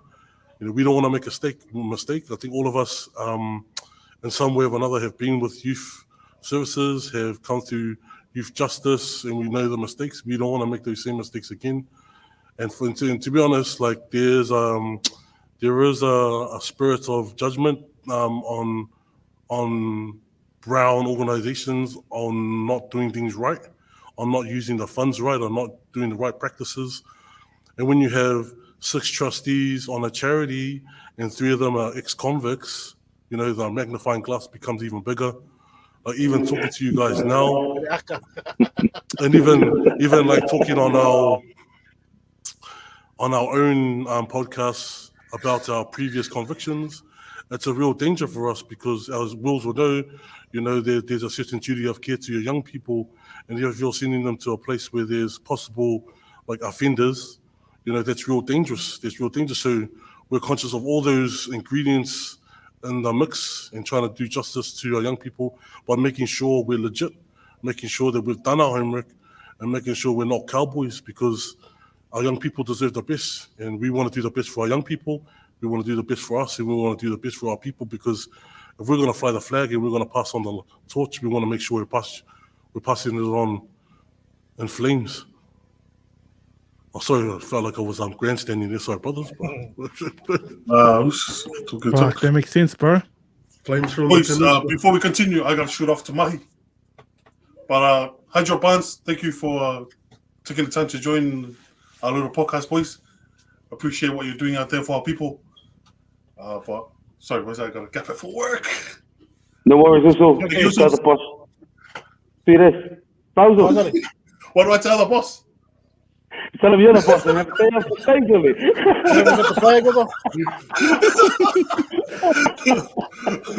Hopefully we can have another time no soon. See you also, my man. Boys. Good night, also. But yeah, bro. Back to the Maka leadership program. Where do you guys see yourself in 5 years or so? What's the big plan? To gain more numbers, or? I want Maka leadership rings. This guy. Just throwing some cheap shade, Hey, that's the thing. I'm sorry if I offend anyone with someone in mind with that. That was just me, just to be funny. Also, I hope that our boys now will be taking the next classes. And the idea, we don't know how we're going to model it. This is obviously a pilot and trial and error. Whether we've done too much, we'll assess it at the end of year one and just see what resources we have. Because at the moment, even the also who's been a steady financial mainstay for us and paying for the fees for the hirage of this and getting us used to space, like, you know, it all adds up when it comes out of your own pocket. You know, I don't want to be just, you know, going, hey, I left my money somewhere. You know, like, I hope I can just, you know, I can't do this, Spencer. You know, like, this is the shit balance here. You got to, you know, like, I have to sort of be careful and stuff. But, you know, just for what the podcast is, like, we hope the boys just turn out to be great leaders and just, in turn, pay it back to those coming behind. Similar to what something was Barnes was saying about wanting to be careful what to leave behind in case someone you know follows behind in your footstep. And if you've done a great job, like, should take care of itself, and it should be, the alofa should be passed back on. So, yeah, that's, we hope to just keep going. Also, we're not going to try and grow big because, like, you know, the idea is, like, you want to be able to manage, as Barnes said, not be cowboys and fall short in any area. So, like, at the moment, we kept our numbers at 15. I think we initially said 10, and then more people, oh, come on, you know. Then it went 12, and then it was just growing and growing. But if we didn't cap it, and we weren't able to cope with the capacity, like, it would have looked real bad. So it's been good. It's just sometimes when you get home and then, you know, oh, the boys program, just like life, you just gotta just plug along, and if you're committed and you're in, you're all the way in. So, you know, that's what I know, like, my role with Maka leadership is just to keep bringing my nephews, it's good for them. And also, because I'm a builder by trade, and also, like, as music, these are, like, some skills, like, I don't know if you, well, builder, you can get work, that's, you know, but, like, with music, that's more like the arts. That's my give back as well, you know. I'll just, not all the kids are going to want to, you know, be UFC fighters or whatever. You might find one or two that might want to play an instrument. And exactly. And so, you know, there's just some skills I want to bring too. And some of the other boys have other skills, fitness training and weight strength conditioning training. So, yeah, like, the aim is just to start here. Who knows, brother? At the moment, there's no plan, but Maka leadership is the helm. It's the flagship at the moment for the Brotherhood Continues Trust. And just a shout out to the name, just, you know, during our trial and error name for, like, you know, I was a fan of Nipsey Hussle. The marathon continues, the Brotherhood continues down at Slauson and where they were, and we were like Avondale and Roscoe. So, you know, the idea of us just keeping that, because Avondale holds it down where they hold it down for West Side, and Roscoe holds it down for Central all day. Like, it is what it is. Like, you know, you roll with Barnes one night, if he was to take you down the deep dark roads of Avondale, and if I was to take you through the deep dark roads of Roscoe, like, you know, it's not a nice place, but we have all sorts that's still slanging in there and still stuck there. And but I don't want to talk shit about the gangsters because, you know, like I said, some of them are brothers, but that's all they have. You know, there's another part of this chapter of society, and, you know, it's deep. You know, you can't just blame it on gangs. We got to, you know, depack and break that down to poverty, low socioeconomic areas, take it back to the Dawn Rays if you have to. Like, you know, once we decompartmentalize everything, we might get some answers, but at the moment, they're just blaming the gangsters for just being troublemakers. But if we were to ask them their story and just take it right back to how, you know, the formation and why they feel safe there, there's also issues. But just my main concern is that they're murking each other, and we can't have that shit. Not in the 09. They're saying Western Sydney, but slowly and surely, like, you know, every week, every night. There's a reason why the helicopters are out, and it's not just to spy on us. Well, hopefully they're doing their work, and those police resources are doing what they got to do, because can't be free for all in the city of Auckland, man. Like, you know, I want to feel safe. You know, I don't want to just go and just be a member, or, you know, someone that's got caught up in the whatever, like, you know, because they can spill out like this. So the most important thing of us, that's what I'm saying, like, that's Maka leadership. I want them to have options, and that's not taking away from many of our brothers that's still in these gangs, but we want the boys to have options where that's far from their mind, you know, like, that's gonna have an easier route in society and not be already, because we're behind the ball, the 8 ball, you know, like, we never got the same start. We're not privileged. Right, colonized and all that stuff. It's been a while since I went on this and started calling everyone up, but I'm seeing all these effects. We never addressed it. So how the fuck we supposed to fucking move on from anywhere if we're not going to address the shit that made us this way? But, you know, they say, the attitude of, well, don't break you, we'll make you. It's not true, man, because our people are still suffering. We're like, you know, represented in the wrong statistics and everything, from the law, prison, suicide, fights, violence, gangs, you name it. And then we also have a lot of positives, like sports teams. You know what I'm saying? Like, we're starting to feature higher in academic side of stuff, whether that's professionals, lawyers, more doctors, more judges, more, you know. But then also there's a lot of islanders now doing small businesses and just starting to, you know, work for themselves and not be a yes man. So Maka leadership is just, who knows, brother? Just hopefully we don't fail the boys and we just keep this going and you guys get us back for another episode. And, you know, we tell you guys more great stories and you guys on our episode. We haven't done a podcast in ages. We've tried to launch one. Barnes has tried one, but when you actually pull away and do stuff for the community, like that ties up a lot of time. And then, you know, thank God that we'll be able to have an online forum, but because we used to like just get people in the studio and it was hard to try and organize people's time. Bro, that's it. The opportunity, man. I've been locked down. I'm talking a lot, man. I've been chained down, man. Hey, brother, get it off your chest. Get it off your chest. It's just a lockdown in general, like, you know. It's been nice to just do something like this, and then hopefully, like, you know, thanks, brothers, it'll just kickstart us to do more of our episodes on what we need to address as well, because as funny as things can be, you know, as we catch up, we gotta stay and grind and advocate for what Concrete Convo always did, and, you know, there's some pressing issues at the moment out in the community that a few politicians can be caught out on. I think the how I caught wind of your guys' your podcast, a mutual friend of ours, when we started the podcast, he was like, bro, have you heard of Concrete Convos?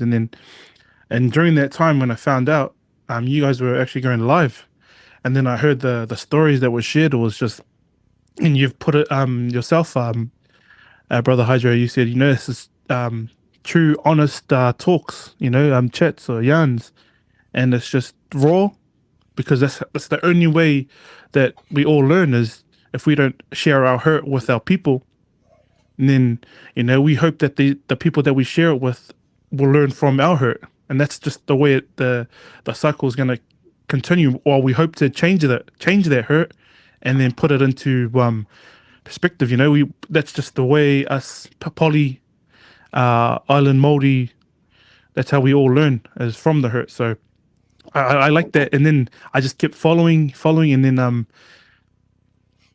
I was waiting for more podcasts, and then without like doing much research, I seen the what do you call a podcast share your Maka leadership program, and then the your charitable trust. I was like, damn, these guys are going 100. So I knew then that you guys are just, the podcast there, it's still waiting, it's still going, but you guys are actually looking to help the community first. And I was like, making moves, you know, making moves. yeah, and that's the way you guys are.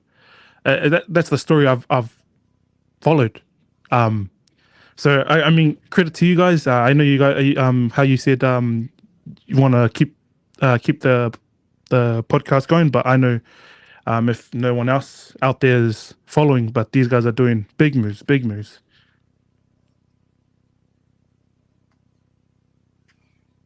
Thank you, Uzo. Yeah, definitely. It's just something that, like I said, like Barnes drives a lot of it. For me personally as well, like, you know, I see him as our leader. We all do, and that's his line of work.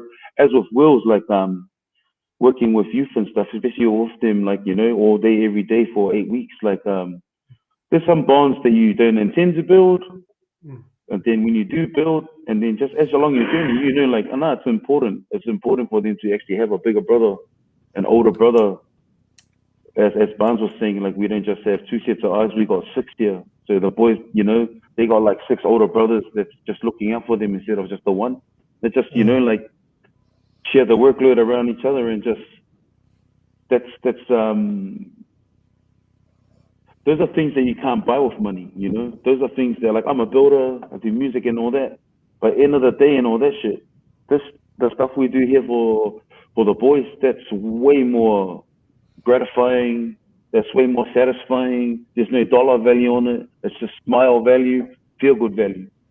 At the end of the day, like, you know, like, it's not about accolades, it's just about them knowing that, like, you know, they don't have to not get along. And even though some kids go Massey, some go custom, some go here, like, you can just come from different spaces or different cultures.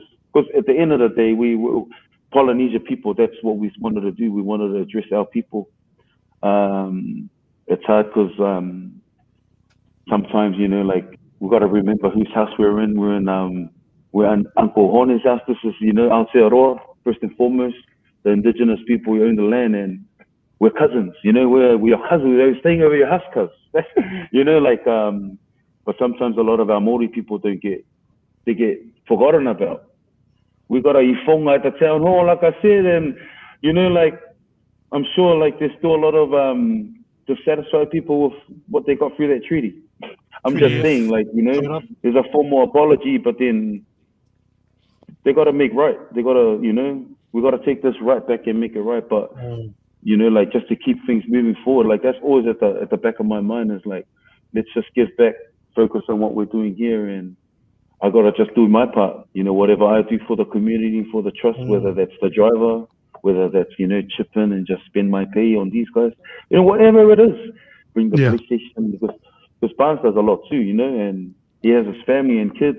Sometimes you wonder, like, holy shit, your wives are gonna kick you out soon. You got to spend so much time and your resources and efforts, but that's all love, you know. And I know that they support because they can see it's out of love as well. So it's gonna take a village to keep a lot of these boys. We had one boy that we don't see anymore, and, like, you know, he was already probably the roughest one that's already been locked up. Boys home at some time, and it would have been nice to try and because, you know, like, majority of our kids are good kids, you know, they've got a good, we've managed to capture them early, like, you know, we'll just maintain that. But then, you know, like, that one kid that met him, like, and he had potential to be, you know, good hands, good kicks, fast, fit, like, you know, he was that guy. Like, if it went down, he'd probably be, but, you know, like, just no schools would accept him. Just troublesome, and, you know, we're not a service provider, and, you know, the uncle brought him, and, you know, we wish we could have stayed, but they've changed service provider, so, you know, we don't have contact with him, and those are the sad stories. Those are the kids we wish still stayed, because, you know, he enjoyed it.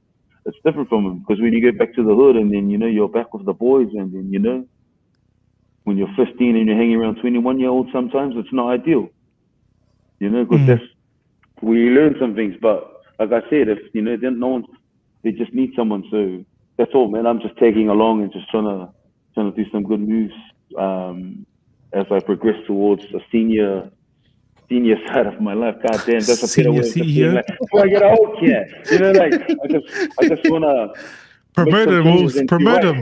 The man speaking, bro. Promote him. He's speaking the truth, bro. I think he wants to run the company, bro. Come on, give it to him. Lead chairman.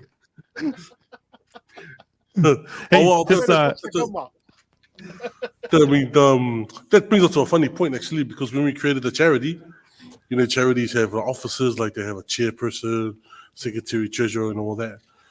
We intentionally just there is no chairman, so we're all trustees. So they call it a collective. So we're a collective of trustees, and we did that intentionally so we didn't have to have, like, a hierarchy role. We wanted to be, you know, like a cover circle. You know, everyone's all good, the same.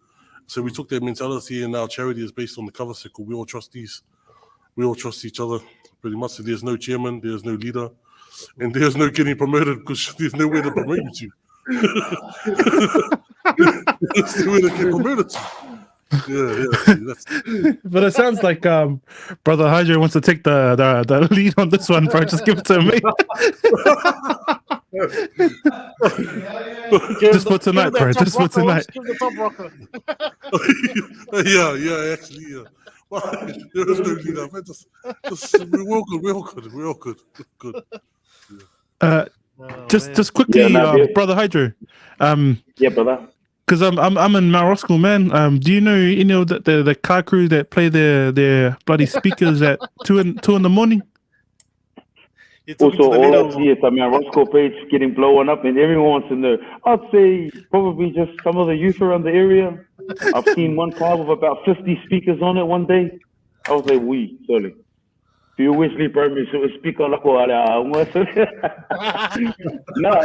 I don't know who it is, also. I don't know who it is. But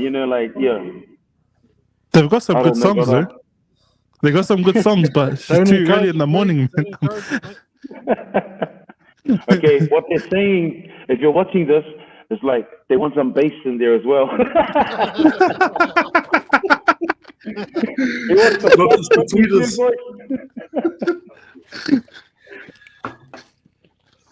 Oh man.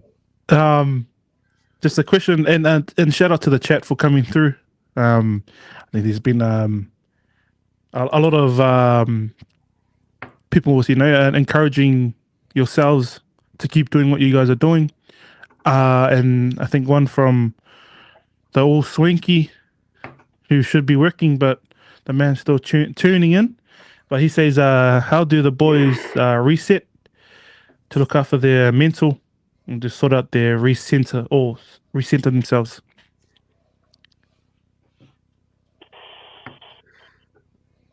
I'm gonna be a smart man here and just give you the PC answer. Yeah. Also, for me, it's music, man. I got my headphones all day, and I just reset. What am I listening to at the moment? It's one of my missus songs, and I was like, she always thinks she's got a better taste than me, but I'm like, yeah.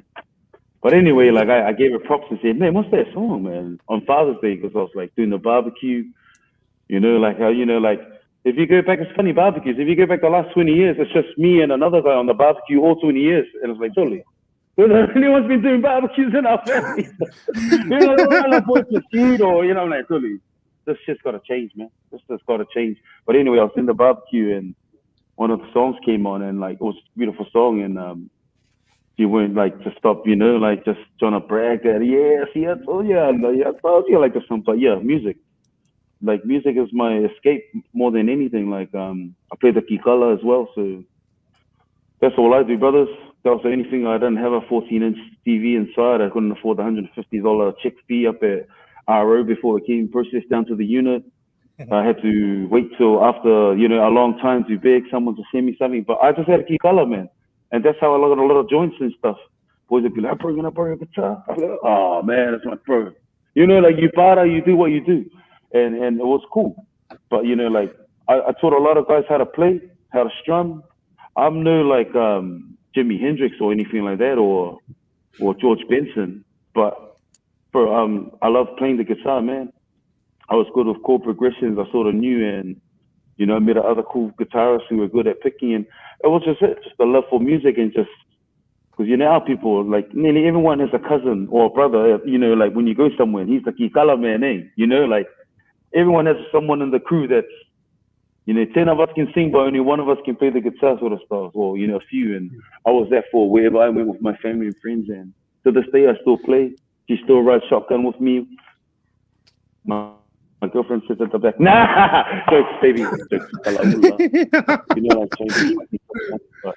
But for me, it's music. It's always been music. And so that's my... Shadows. My reset. What do you call it? Barnes just said that you got the job. You don't have to keep going on about the. You got the job already, okay? Don't worry. Well, I'm guys over there. Go from here. This is an interview. Sorry. Is this a podcast or a job interview?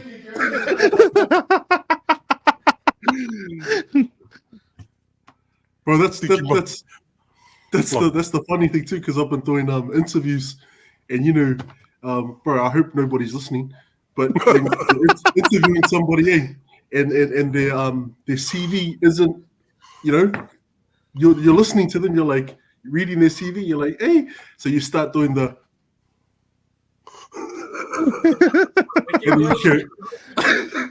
And then you just turn it off and go, oh, sorry, technical difficulties.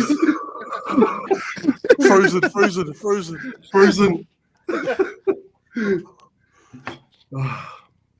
Oh no, yeah. Can I say my CV? Have a look at it, please. If you can pass the urine-test. Maybe not tonight. Maybe not tonight. Ask me in 2 weeks. Oh man, 3 days with a lot of running and a lot of water, man. Water. Get the sweats on, man. A lot of laps around the yard. Got strange behavior from him today, testing. Oh yeah, I'll answer the same question. Me, family time, just chilling with my family. Our chilling time is movies. We do a lot of movie watching. Man, yeah, just all movies. So we're just movie freaks together. So it's my time to recenter and prayer as well. Like prayer is like it's not just a quiet time for me. Prayer is like like when I go to a family's home and like recently delivering food parcels, always send a prayer out to the house and before I get out of the car and hopefully it gets to them wildly. So that's another way I recenter and that as well. So yeah. Nice horse. I think in the past, anytime anybody's asked us that question, mine's always been this. As old as I am, it's what keeps me sane. Lockdowns, I'm sorted. You know, there or not. But I mean, like each to their own. I used to train 6 days a week. As you can see, that's not the case anymore. But yeah, it's. I think we always ask our guests, you know, that reset question because, I mean, like you guys, and the amount of work you guys are putting in, it's not leaving you much time for family, you know, because your passion pushes you. You know, you could still be at home and still think about work, you know. So having that reset to not just let it go, but just to, you know, step back, have a little break from, I mean, at least your mind anyway, because your mind's constantly turning over and trying to think of the next best idea or the next, you know. I mean, you could be like anyone else or you could have an edge. And if you don't have an edge, you're just like everyone else. I mean, you guys are trying to be, you know, you're growing and you guys know it. So it's yeah, that reset question is something that we always ask because everyone needs that reset. For whatever it is you're doing, who knows? 100%. Just take the reset. And if it makes you feel good, if it makes you feel whole after, that's what it's all about. So yeah, no, it's good to hear that everybody's got different resets, and it's yeah, and like Hydro, man, you couldn't, you know. I look at your screen, and of course, it's going to be music. It's going to be music as well. Thank you. Also, it truly is important. Like as I was saying before, like I'm one of the best for us men. Like we gotta do better for ourselves, and because we're always in that provider role, or you know, we find ourselves in that role for our families, and just make sure, like what you just said, like the reset thing. Make sure we take some time out for ourselves, man.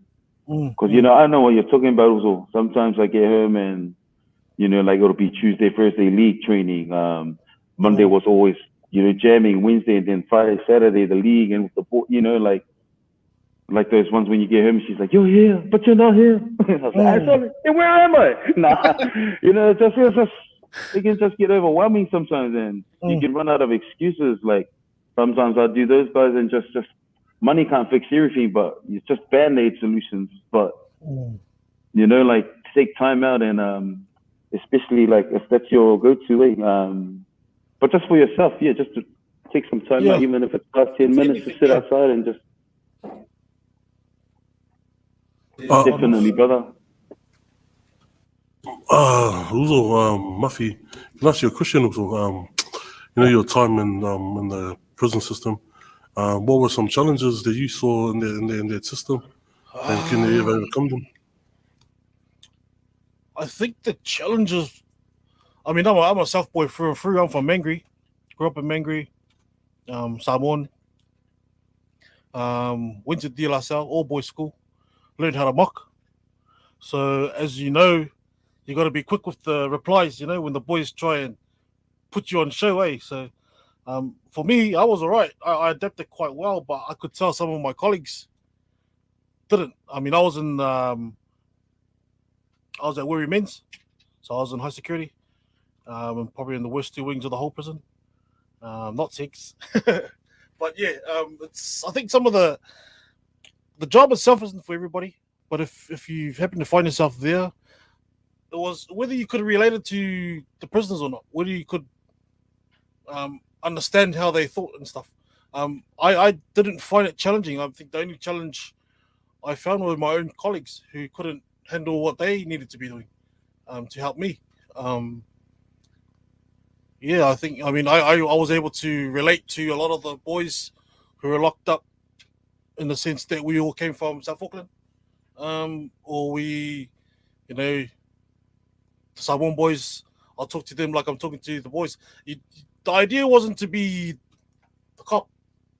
Don't be a pig in there, you know. The idea was to get your rapport by giving the respect that they, you know, not so much deserve, but it's just, you know, you treat them normal.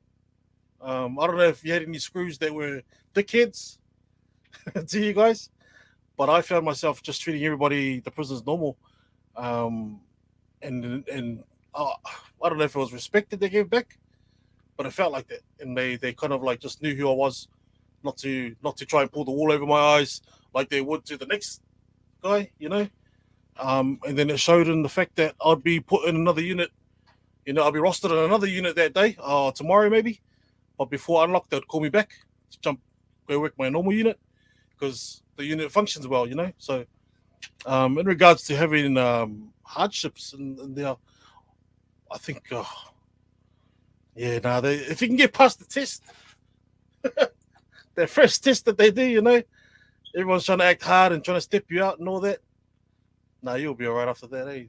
I think that and as well, the bigger question would be like, do you think our prisons are working?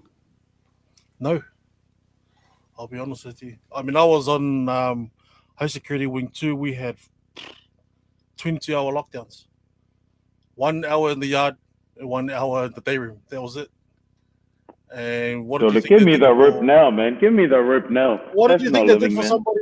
I was just saying, who was like already, you know, who was already at the edge, you know. Even for guys who just come in and get thrown in there without, you know, and he wasn't even a bad prisoner or like, you know, we just needed space, and that was the only space, and he ended up in 22-hour lockdown. Things like that, you know, it's just, and it just agitates him more, you know. You open the door in the morning, he's like, fuck her. Well, you know, what could I do? I'm just doing my job.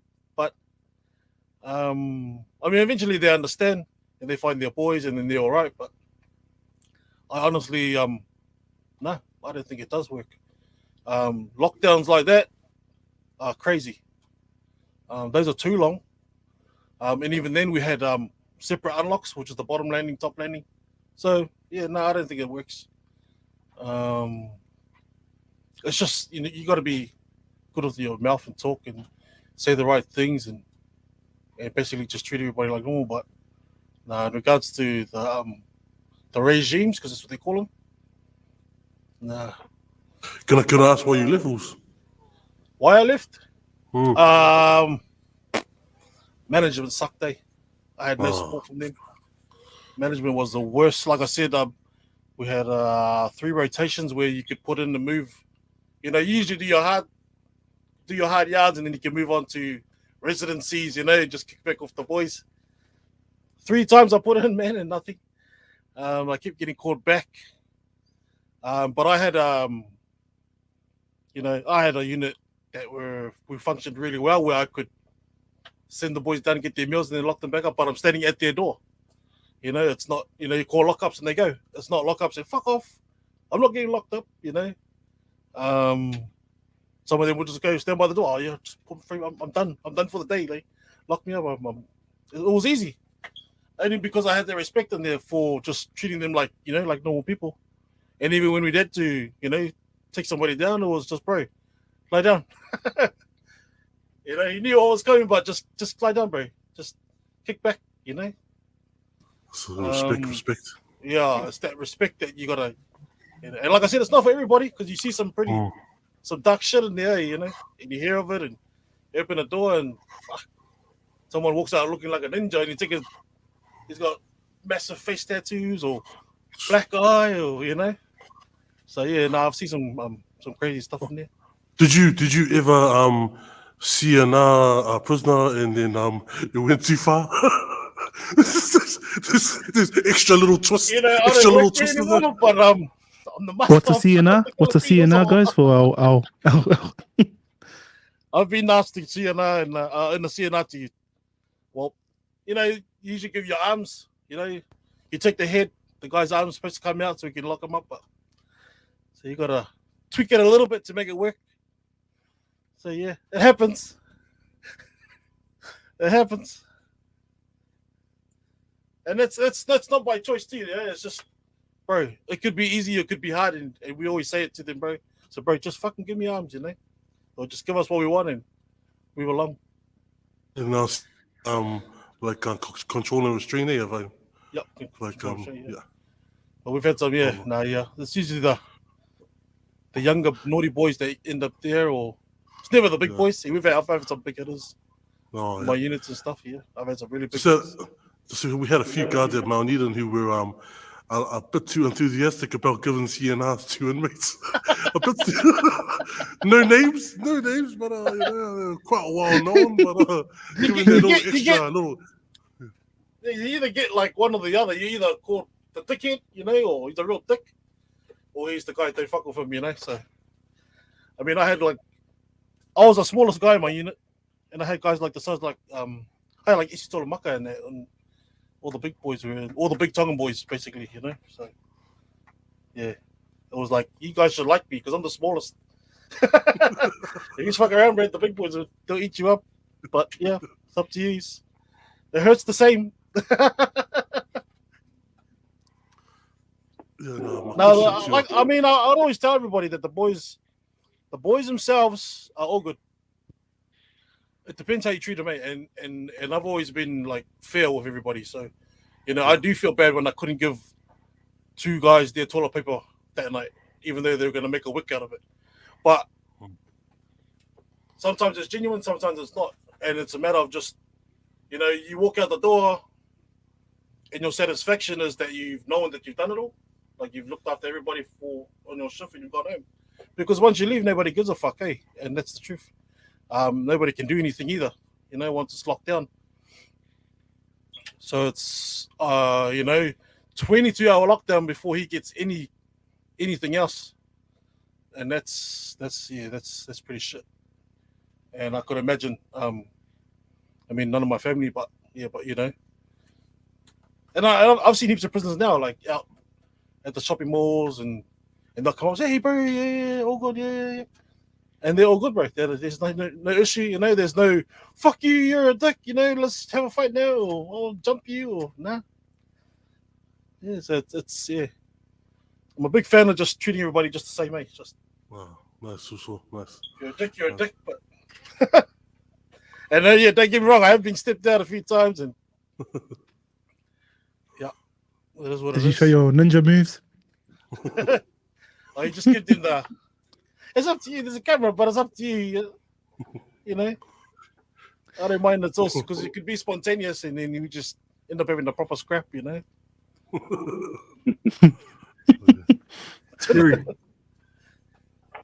What do you guys got planned for the year? You guys got any other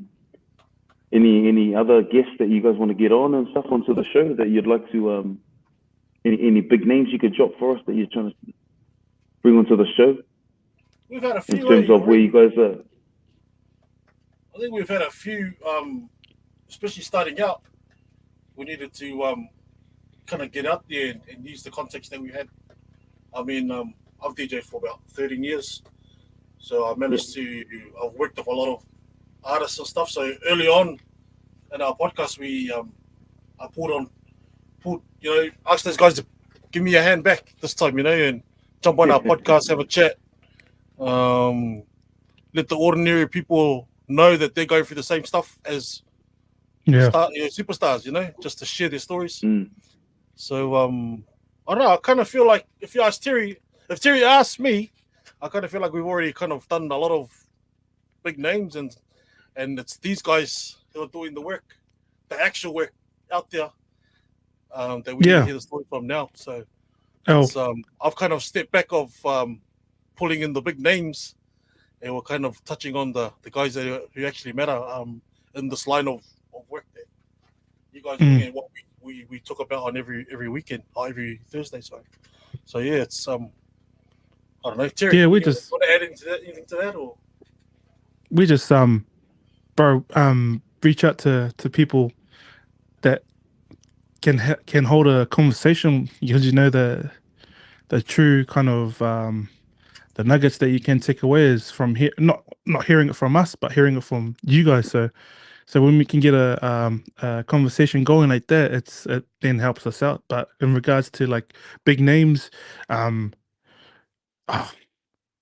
like we just reach out to whoever is free, and like we're not about holding like big names, and just because they're big, we need to touch base with the guys that are doing the groundwork as well. Yeah. So like as much as we have named people, I still feel as though our people that are like doing the hard mahi in the background have some say too. But I think Wills was just gonna say something. Were you gonna say something, Wills? Oh no, I was just gonna ask you about your ninja moves and your Sienna. Remember that time? Please explain.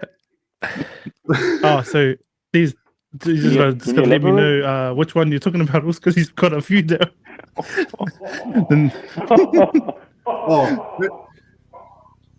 This is when we first started working.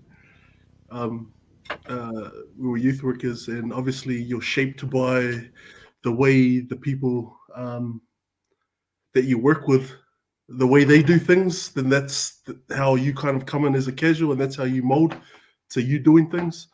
So we had to obviously, as last resort, restrain this kid because he was starting to do some self-harming and stuff. And we were rookies at the time. So we had to, Terry was the kid was lying down, Terry had to hold his arm, and I was holding his leg. But then I started I was going, It was because Terry was restraining my finger and holding the kid. And I was like,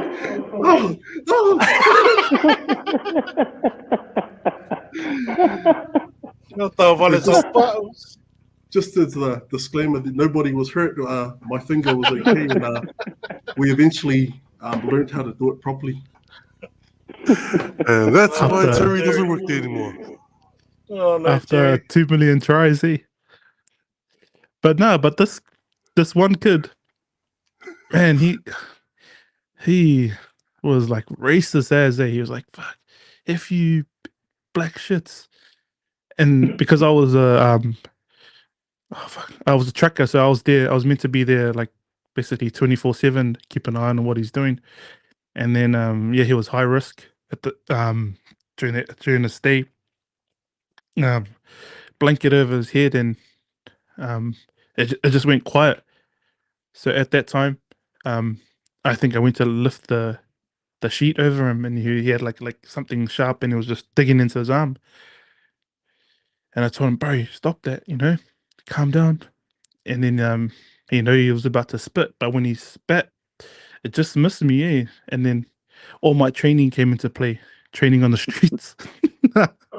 Training, just trying to take him down. And then I think at that, did you come in after? And I told you to call. Was it something along those lines where we both got there, and And in my head, I think something from a movie said, grab his finger and, he'll give up. I grabbed the wrong finger. So it was, but anyway, long story short, we restrained the young fella, and I put a report through. I don't want to look after this dude because he's hurting my feelings with his racist remarks. And yet I came in the next day and I still had to check him. But reflecting on that though, there was a lot of outcomes that came from that. Was one, we learned how to do our job properly. Two is be more consistent and just ignore what he was saying. Three was be present. Four was also is just unpack some of that stuff. So we were with him 24/7 in this little room. And once we were able to unpack, bro, I think it was like maybe 48 hours later, from saying nothing to having a full conversation about what he liked, where he worked, all of a sudden, from him covering the blanket over his head, it was gone. He was actually sitting there having a conversation. He hadn't eaten for 2 days. He was actually then starting to talk about what food he likes, all of this sort of stuff, and we started getting to know him. All of a sudden, the conversations changed. So that's why, it goes back to your guys having options for the kids.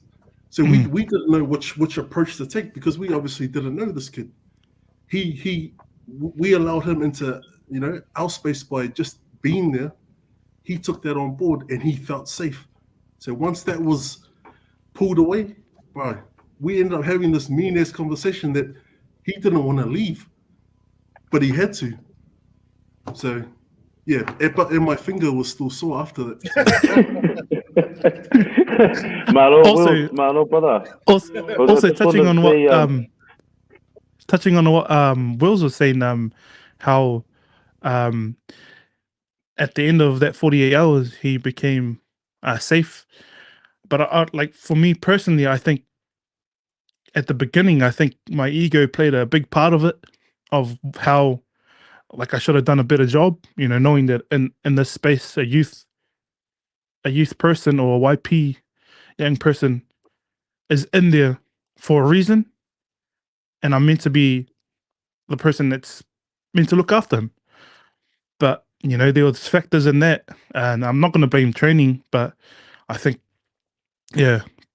my ego played a very big part, and I knew I shouldn't have done some of the stuff I done then that night, and I learned later on, because I shouldn't have done. I shouldn't have broken Will's finger. But again, it's just better relearning some of the shit that I've unloaded during the time I was a youth worker, and thanks to Will's, because I think majority of the time his passion for youth work kind of steered me in the right direction, because I'd come from having a bad day at home, or just having a bad day in general. I'd unleash it when I go to work, and and who's there?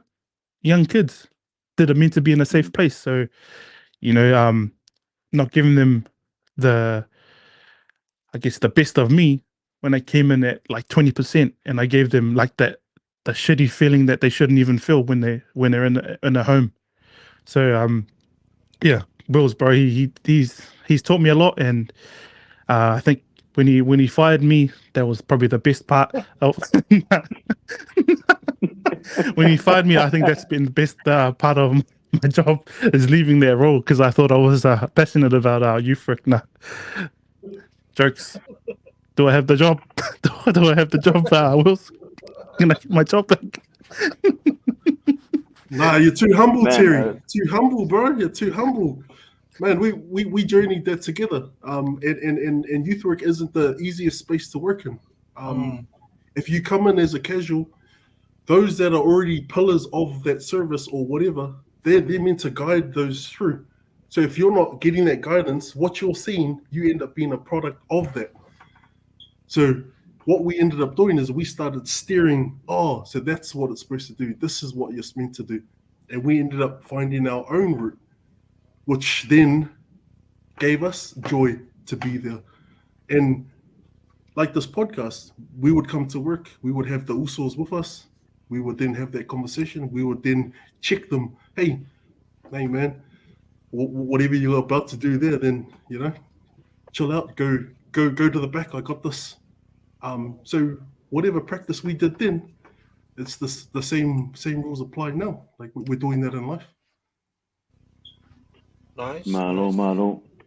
Yeah, no, I just wanted to say also, like, credit to you guys who have been in that line of work, who work with youth workers. As I say, I'm not a professional, but my glimpse into it right now is through our leadership program. And like Barnes was saying, we're not social workers, but some of the boys are youth workers and they're passionate about it. And like the true work that's done there, like, as I was gonna say, it must be hard when you're, when you build the relationships. The closest I can bring to it is like, without going to your own kids, but it's like coaching a sports team. But there's generally good kids, and just out there for whatever they need to release, and that's the sport chosen. But sometimes when you're dealing with youth as a youth worker, you don't always get good rosy cases. So is there a special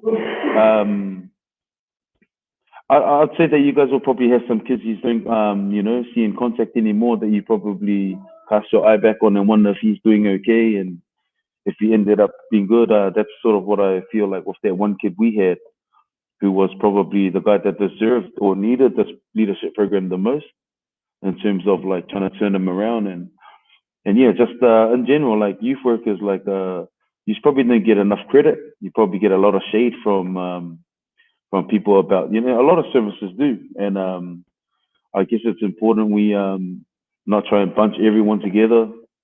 I guess, like a lot of it, like big organizations, government organizations, what are they called? NGOs or whatever, that, are always coming on the news for the wrong reason.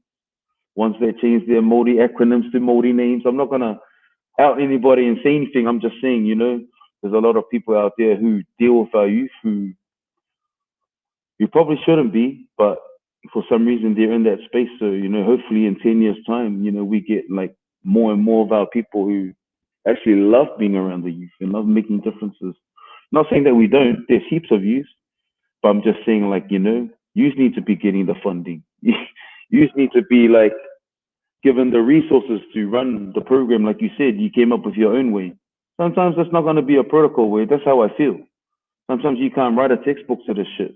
Sometimes you got to play eyes up footy, and that's how you win the game, like the Warriors. We haven't won the NRL, but we won the game.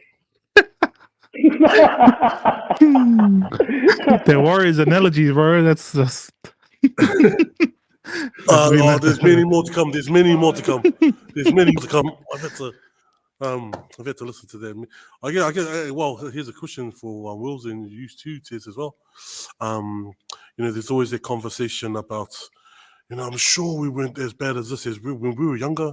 I'm sure we weren't this as crazy. Were we? Like, are our younger people now, are they the same as our young people were previously? Or is our young people today facing different pressures, difficulties than we did? And are they responding differently?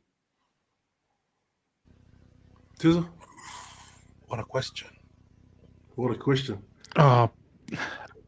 Because I've been out of like the youth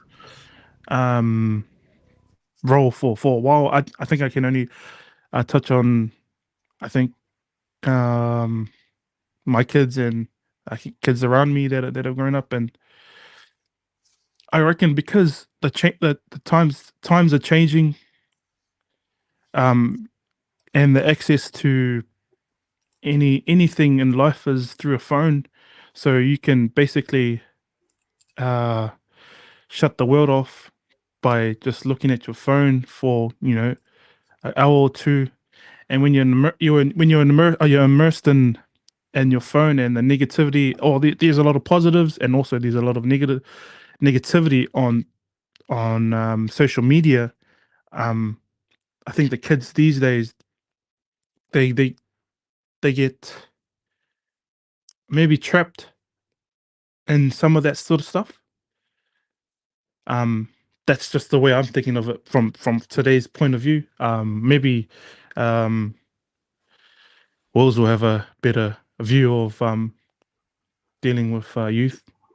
Yeah, I guess, I mean, from my own opinion, I think social media has played a massive role in the way things are today. If I reflect back to back in the days where growing up in Avondale, used to walk past Barney and his brothers coming from one side of, one school, and we're walking to the other school, and there's the different uniform, and you kind of give that like a little eye, but you forget you're from the same hood. But then you look at it nowadays, it's from a social media post that you don't know if it was directed at you or if there was any emotion in that message. It could have just been something simple. And now we look at the kids nowadays, they're taking on, like, how many likes can I get? Is it status? If we look at young people now, going live on Facebook because it's accessible to just push live on Facebook and do what they do. Is that also too? Is that a reach out for them to say that there's something missing in their life that they need, and are they reaching out for somebody to fill that gap for them? And then it's just the whole jumping from agency to agency. For me, I think there's too many agencies and there's not enough creative space. There's too much of the noise and not enough silence. We're handing out too many things and not focusing on one thing. So that was my thing earlier today was reach one and teach one and focus on that. And then you go back to the Talanoa about the prison. Is the prisons working? For me, I'm like, nah, why don't we invest that money in prevention, which is our youth? Let's not go build 30 more prison cells to house these assumed people that may be going there, because all that's doing is you're building more prisons. You're telling them it's all right. Yep. Yeah, you're saying that it's okay. Yeah. It's like a kid. You give them as a kid like me. I remember like getting a size 13 shoe, but my foot was only size 11, and I was walking around school going, bro, I'm wearing this size 13. Within a month, I was size 13. So it's like you're going to build all those things because you can go and fill them. Yet you got NGOs and youth initiatives that are wanting to start the ground up, and you don't want to. They've got to fork out all of the stuff, this paperwork, all this other stuff, to get that funding, but have no say in doing this work here before building that over there. Two idols. Nail on the head. Nail on the head. Hopefully that answered, Barney. No, that was answered perfectly. So, and I definitely agree with that as well. Everything that was said by also Muffy, you, and Tiz. Our prisons aren't working. There is too many agencies. There's too many tag-ins.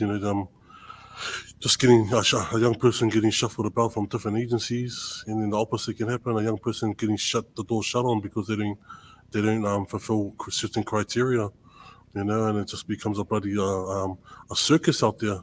And you wonder why it festers a feeling of distrust in our young people on services, and usually in front of those services are adults, and they distrust adults, and a lot of those adults that are on the front line that they get to deal with. A lot of the adults that deliver the news that they don't fit the criteria, or they're going to have to refer them on as a brown face. So, a lot of our brown, frontline workers are getting their heat as well. And it's a really messy landscape to be in for a young person, and just being a young person themselves and figuring out their position in this world. Even it's just hard in itself, let alone having to deal with being juggled about. And then, and then their own families trying to figure out where their own families are and where they fit in that. It's just a cocktail of mess that our young people have to deal with, and it's easy to see how they crumble under their pressure and then lash out or lash at themselves, really. And it's but then on the bright side, I think conversations like this, Talanoa like this, needs to happen on screen, but it's a practice that needs to happen in our homes, on our streets, at the bus stop as well, sitting next to a person at the bus stop, having conversations like we're having now at the bus stop. Just bringing back that village mentality that we had in the islands or back in the neighborhood, where neighbors talk to neighbors and you kind of knew who was who in the hood, and bringing that sort of ideal back to our communities and like you said, Wills, reach one to teach one, and that only can happen if we know each other, if we know who's who and what's going on, and and I think that's important because we become like soft mental health workers as such, like we get to have like soft chickens with young people if we know their families and know their parents and know what's going on.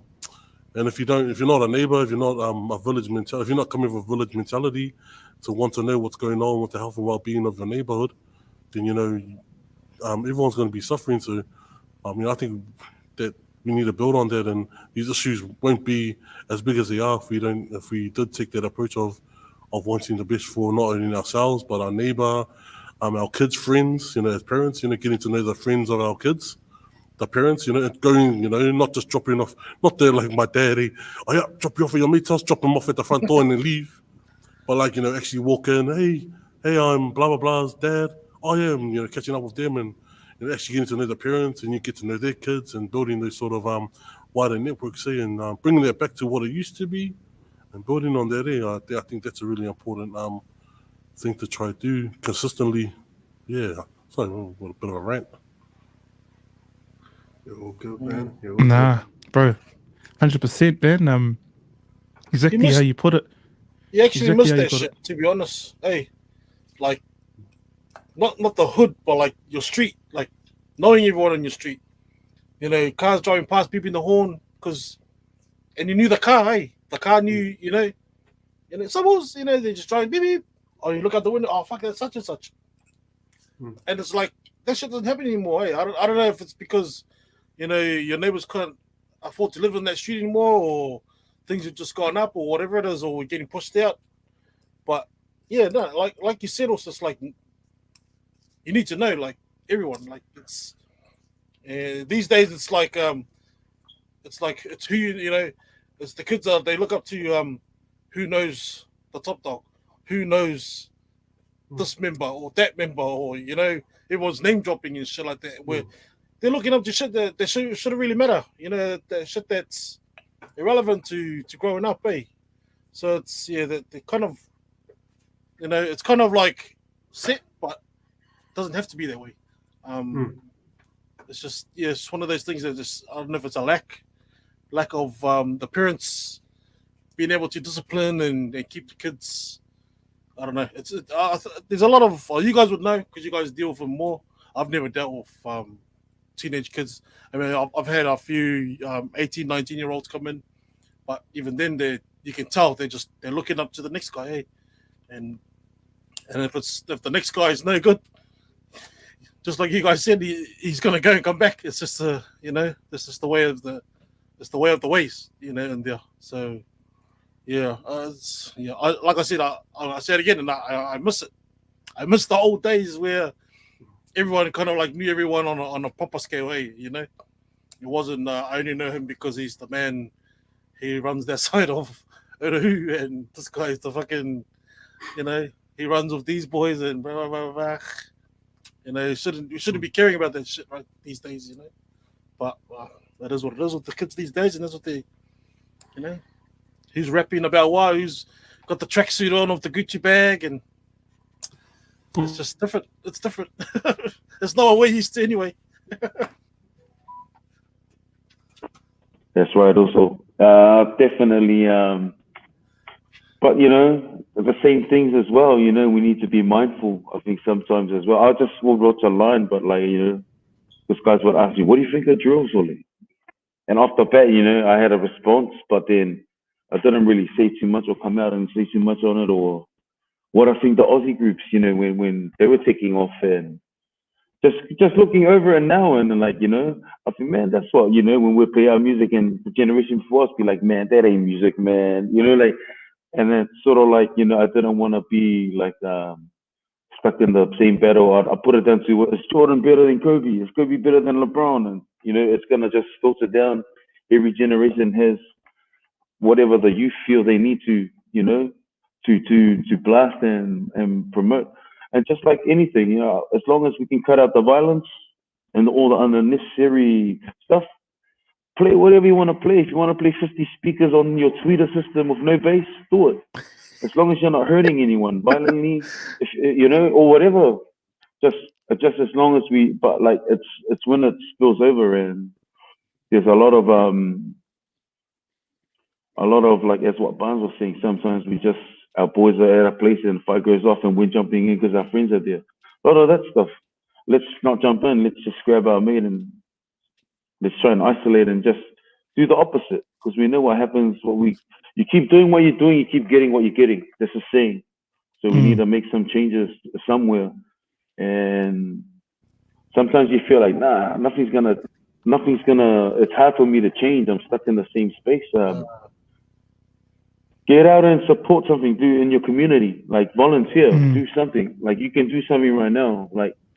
Luckily for me, like I said, I'm tied in with our trust and the Maka leadership program, and that's my give back. Whether I do this for 20 years and only help 16 kids, that's 16 kids.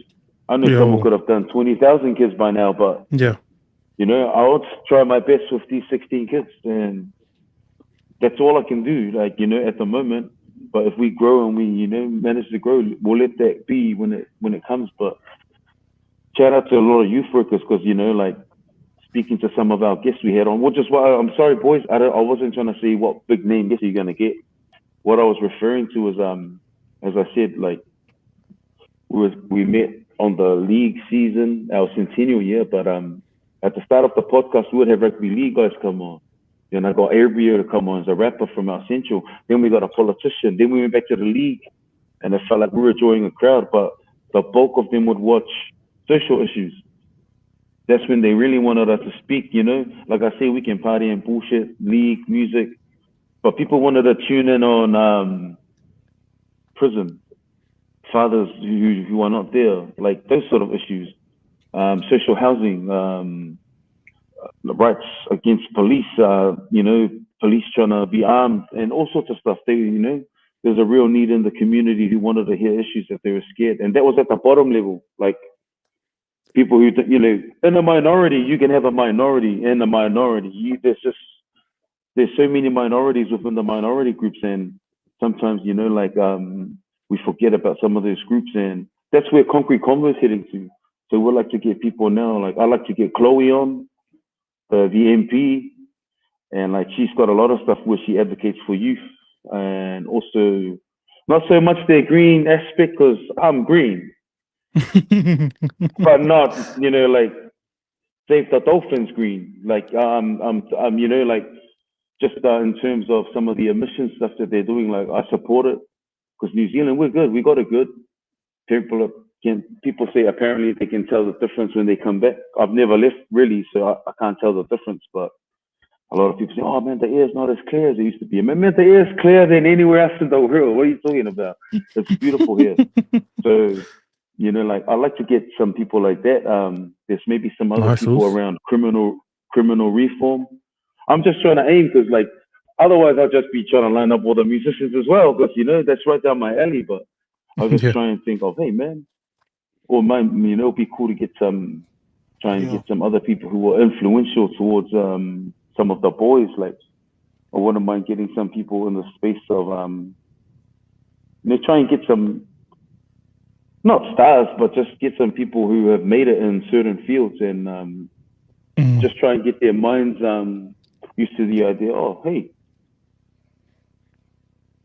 these are our people doing these different sort of things. I never really thought, cool, I might give that a go. But like I said, at the moment, we seem to just always funnel and, channel everything towards league, rugby, netball. Mm. Like, you would like to see the next generation of podcasters start at like 12, 10, 13, already having, discussions robust, talking about social issues and, poverty and, like just whatever, the budget. Just, it'll be cool to see a brain, real active and, normally, like I said, like, well, we didn't really have these discussions, about 4 years ago, the discussions were real different. And, like now, it's almost like, hey, we're in a position, because I hate to, like, we're not superstars. None of us are A brothers. We all feel like, no, we got to have the talk. Someone has to do the platform. But it's actually a powerful position we have. And, I'm not saying I got a S on my chest or anything like that, but given a position where we have some sort of privilege, which is like people will tune in to listen, we also have a responsibility to not just our viewers, but people who champion us and support us. So it's very important for me and also Barnes that we see the Maka Leadership Program out, and that we rep for our team, the Brotherhood Continued Trust, and all the other trustees who have devoted their time, and other little friends who have, donated and just shown love to us. It's important to us that, we fly the flagship for MLP. And then, thank you guys for the opportunity, because, we haven't done our own stuff, but, we're on your platform, and hopefully, like, hopefully you guys know that, like, because, I just saw a bunch of brothers talking, but, like, I didn't do my due diligence for some boys. I've been lazy for the last 5 weeks. Like, TV, lele, TV, it's just, it is what it is, man. I had to take care of myself mentally, and that's it. I zoned out. The first lockdown, I was outside the house building a deck. Let's go. This time, I just took me time out. Nah, man. I don't know what's up. Good the on you. businesses up and down, IIDs on my ass, trying to shut me down. You're like, yeah, I'm dealing with some other stuff externally. Yeah. I can crumble and say, fuck the world, but I got like 16 boys and 5 other Usos who like need me to be solid. So that's what's up. We just going to man up and ride the storm, brothers. Ride the storm like the Panthers are going to ride the storm this week. Ride the storm. Yeah, that would make my year. Is if Penrith beat Melbourne next year, that's almost like the Warriors winning the grand final. Almost. But we can't have Melbourne win. They're like the Crusaders. They've won too much. They can get everything. Yeah. Yo. It's nice to see the underdogs win, So that's what I feel of us. We're underdogs, especially you guys who do youth work, or all of you guys. As I said, like, I'm a musician. I'm catching the bus here. Barnes is a strong advocate for the work, the mahi we want to do out here, and his line of work speaks volumes for itself. And he's well known, and I champion that sort of work, and we want a brotherhood around that sort of stuff. That's our message. Is just let's just brotherhood and do what we can as men to influence the next generation of men, so he's not a douchebag or a murderer or whatnot. Just trying to be here and just give the kids options out west anyway. But man, how long have we been talking for? It feels like you got the troubles, like, man. Feels like it's time for a jam session, eh? Yeah. Must be. But who was playing the music when we first queued in? Swanky. My man. Yeah. He's gone off to do the Lord's work. But touching boys, we come to that time of the show where we've had a mean yarn. It's just positives that we want to throw out there for our listeners, and advice, whatever you want to call it. Something that maybe you have taken away from the show, or something you want to give back. And like Wills was saying, and this is we can give back to our youth, or our people in general. We've done the job. If it's reached one person better than none. So we'll start off with Muffy. Positive. First off, thank you to the Usos, Hydro and Barnes, for jumping on tonight. Appreciate you guys taking time out to. I actually what's that, 2.5 hours out of your time. Yeah, I know you guys are very busy, but we really appreciate you guys jumping on tonight. What's else? Just something to leave with our viewers tonight. We'll probably be look out for these guys on our panel tonight. These are the guys who are heading our youth in the real directions they need to be heading in. Give these guys a hand. Give these guys the support that they need. It's something that we're not used to doing, because we think we're doing a good job at home already, but sometimes that's not the case. And these are the brothers, Hydro, Barnes, Wills. They're doing the work that we sometimes miss. So if you're out there listening, watching, outside of what you can do, these guys can pick up and give you guys a hand. So just if you're out there listening, these are the guys that are helping us with our future, which is our kids. Thanks again to the boys tonight. Shuttles, over to you, Wills. Thank you. Who's those too kind? If anything, it's acknowledging the brothers with their leadership program, but also too is not having all the gear and no idea. It's having an idea and running with it. Getting as Barnes said, a circle of trust of friends, and being able to create something that you're passionate about. And if you're passionate about something, get out there and do it. We've all got kids. We want those generations to also be wrapped up in that, on that follow as well. So if anything, reach out, reach one, teach one. Shuttles. Thanks, Wills. I think from me, again, we'd like to say thank you to brother Hydro and Barnes for jumping on our Mean As podcast. But I think it's people like you that you guys that are leading our future, as well as Wills. You guys are at the forefront.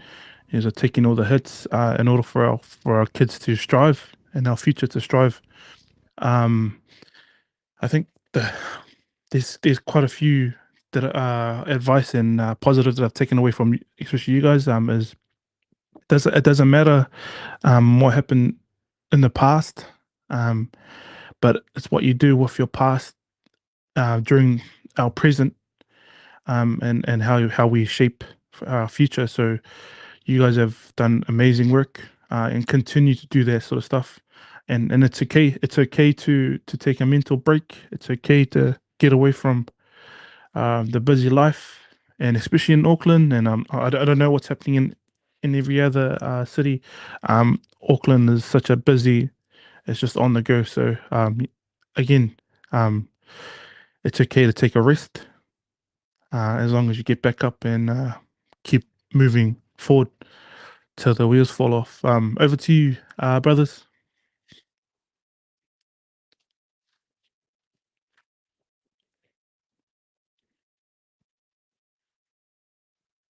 Sweet. Well, first of all, brothers, whakaya mga wangoe o mai lunga platform le Facebook kala. Just want to thank these guys for bringing us onto Havatala Noa and just provide a little insight on what we do, on what we do as a trust and as brothers of our communities. This is what we need. We need everyone to start working together. That's what it's a network of collaborative minds who are. We have similar values, and we all want to share the same end product, which is a brighter day, a brighter future for the next generation. So, hopefully some of the NGOs out there can do the same, get together and just try and make a difference in ways that you guys can, and people have a lot of money out there. You know, some of the people that don't have the funding needed, and some of the people who have too much of it aren't doing enough work to warrant what they get. But it is what it is.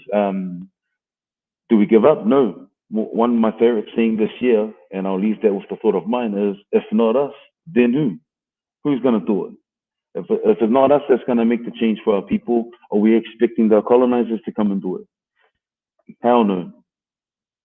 Now, don't get me wrong, it's not everyone, but like, you know, we're lucky to have a few people of light skin, of European descent as our friends who try and champion our struggles as well. Because we need those people. We need our white friends to stand up for us as well.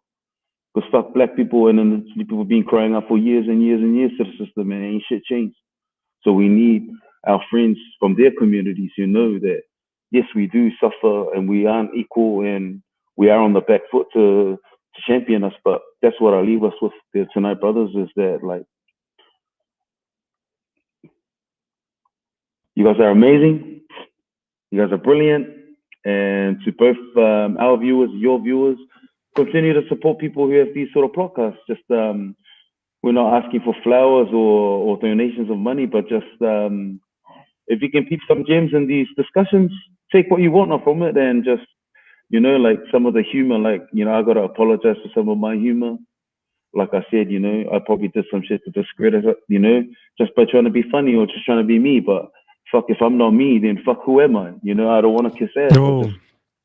When it's time to do the mahi, we do the mahi. But like, you know, I like, you know, sometimes I feel like I gotta hide who I am, and just because I don't want to do undo the great works of our youth workers, you know, guys who get the, you know, and then they're hanging with their Hydro, sorry, and then like Barn kid, you know, it's hard getting ex-cons to run a trust. You know what I'm saying? Like, it's just like, whoa, sorry. But yeah, Fafkai level boys. Thank you, man. Like, that's probably, this is what we need to do. We need to just spread the love around. But hopefully, brothers, we'll catch up like even before the podcast. Hopefully, we get to level 1 before Christmas. I doubt it, but hopefully we get there. And would like to also just, you know, extend the love to everyone else that's showing us love, and hopefully we can just catch up and celebrate, man. To the love. Yo. Appreciate it, boys. Keep going. Keep getting guys on, and keep having kalangos. That's all we can do. Just keep it up, boys, and we'll do the same. 100%. Sharoso. Thanks, brothers. First of all, before I didn't vote no. I voted yes for the Green. So just that you know, also, I changed my mind. You know, just to put that out there. But again, thanks to the brothers, Tiz and Wills and Muffy, and also to Swanky, who's not here, and also your team that's supporting you doing this podcast as well. I know there's a lot more people that are not on the screen that are supporting you guys, so shout out to them as well as your sponsors. If they want to sponsor us as well, we're here. Just drop us a PM as well. Massive respect to you guys for what you're doing. Yeah, and also shout out to Brother Wills. You know, we came out from the same hood, so to see you doing good work and to hear the streets whisper your name in a positive way is always encouraging to boys that come through the same place. So shout out to you too, brother. Doing really good work. I think just like if we imagine like what's our people going through at the moment, you know, that we've gone through our longest lockdown that we've ever been through. Our people are worried. They're seeing all conversations of what the vaccine and virus is doing, and a lot of our community is unsure about what lays ahead for us. You know, so just giving our people messages of encouragement to make it through. It's going to be okay. It's going to be okay, no matter what your attitudes or ideologies are towards what's going on at the moment. Just stick together, have that village mentality, and we're all going to get through this all good. There's no right or wrong. We just got to support each other. Shout out to those on the front line, working those essential workers as well. Respect to them. Respect to our supermarket workers, our cleaners, and all those doing the hard jobs as well. Shout out to them at this time. Permission. I think one word for me that I like to take away today is permission. as men, giving ourselves permission to do something for ourselves, and giving ourselves the permission to not feel guilty in doing that. Give ourselves permissions to love ourselves, give ourselves the permission to love each other, give ourselves permission to not always have to be right, and giving ourselves permission to know the difference between right and wrong as well. Secondly, unwavering passion. I think that's another one word, unwavering passion to what we're doing. Whatever space we find ourselves in, knowing that we're fully passionate about what we're doing. We're coming with histories with our grandparents, our great-grandparents who have got us here to where we are. And that we're doing what we're doing with an unwavering passion because they've given us the life to do so. And lastly, my last word was, sorry, I wrote it down. The village mentality, taking it away to wherever we walk and having, like it says in the Great Bible, treating your neighbor how you want to be treated, the Samaritan ideals, everyone that you see on the road struggling, the Samaritans, so help them out. And if we all can do that, then whatever we're going through now at the moment with this COVID lockdown and the results that may come from it, they talk about the post-lockdown blues and what that looks like for our people. Just today, a young deaf girl passed away in Mount Albert, and it's a foul play, they say, and seeing all these things go on, a 13-year-old or 16-year-old young girl as well passing away a couple of weeks ago, 3 young girls passing away in Timaru, and seeing all those things happening and but staying strong nonetheless in the light of that, sticking together and knowing that we can all get through. It's not going to be a perfect ride, but as brothers in the circle, having this talanoa, once the screen turns off, having that talanoa with our families and loved ones and everyone that we come in contact with, and knowing we're going to get through this all good. That's our man. There's no conspiracy when the love's involved. If we love one another as we want to be loved, then conspiracies don't mean jack. That's about me, shop brothers. Thanks also. Thanks, brothers. And in saying that, again, thank you for talanoa tonight. You guys are always welcome to come back and join our show. But we'll keep an eye out for you guys and follow your journey. But where can our viewers, our listeners, in the later stages find you guys, brothers? Come to our Facebook page, Concrete Convo. We're on our Facebook page. Also Instagram, Concrete Convo on Instagram as well. But also we have our charity pages up as well. BHC Charitable Trust. It's BHC Charitable Trust on Facebook as well, so you can find us there. Or our personal pages. Don't be scared to spam our personal pages as well. With any request of funding nature. Any request of the funding nature. Nice. But again, thank you guys. This is For the Boys podcast. Catch the boys on their personal pages, as well as Insta, Facebook. I'm Teza, by the way. Mafuso. Wills. Brother Barnes. And it's your boy Hajo. Sweet ass. Shop fam.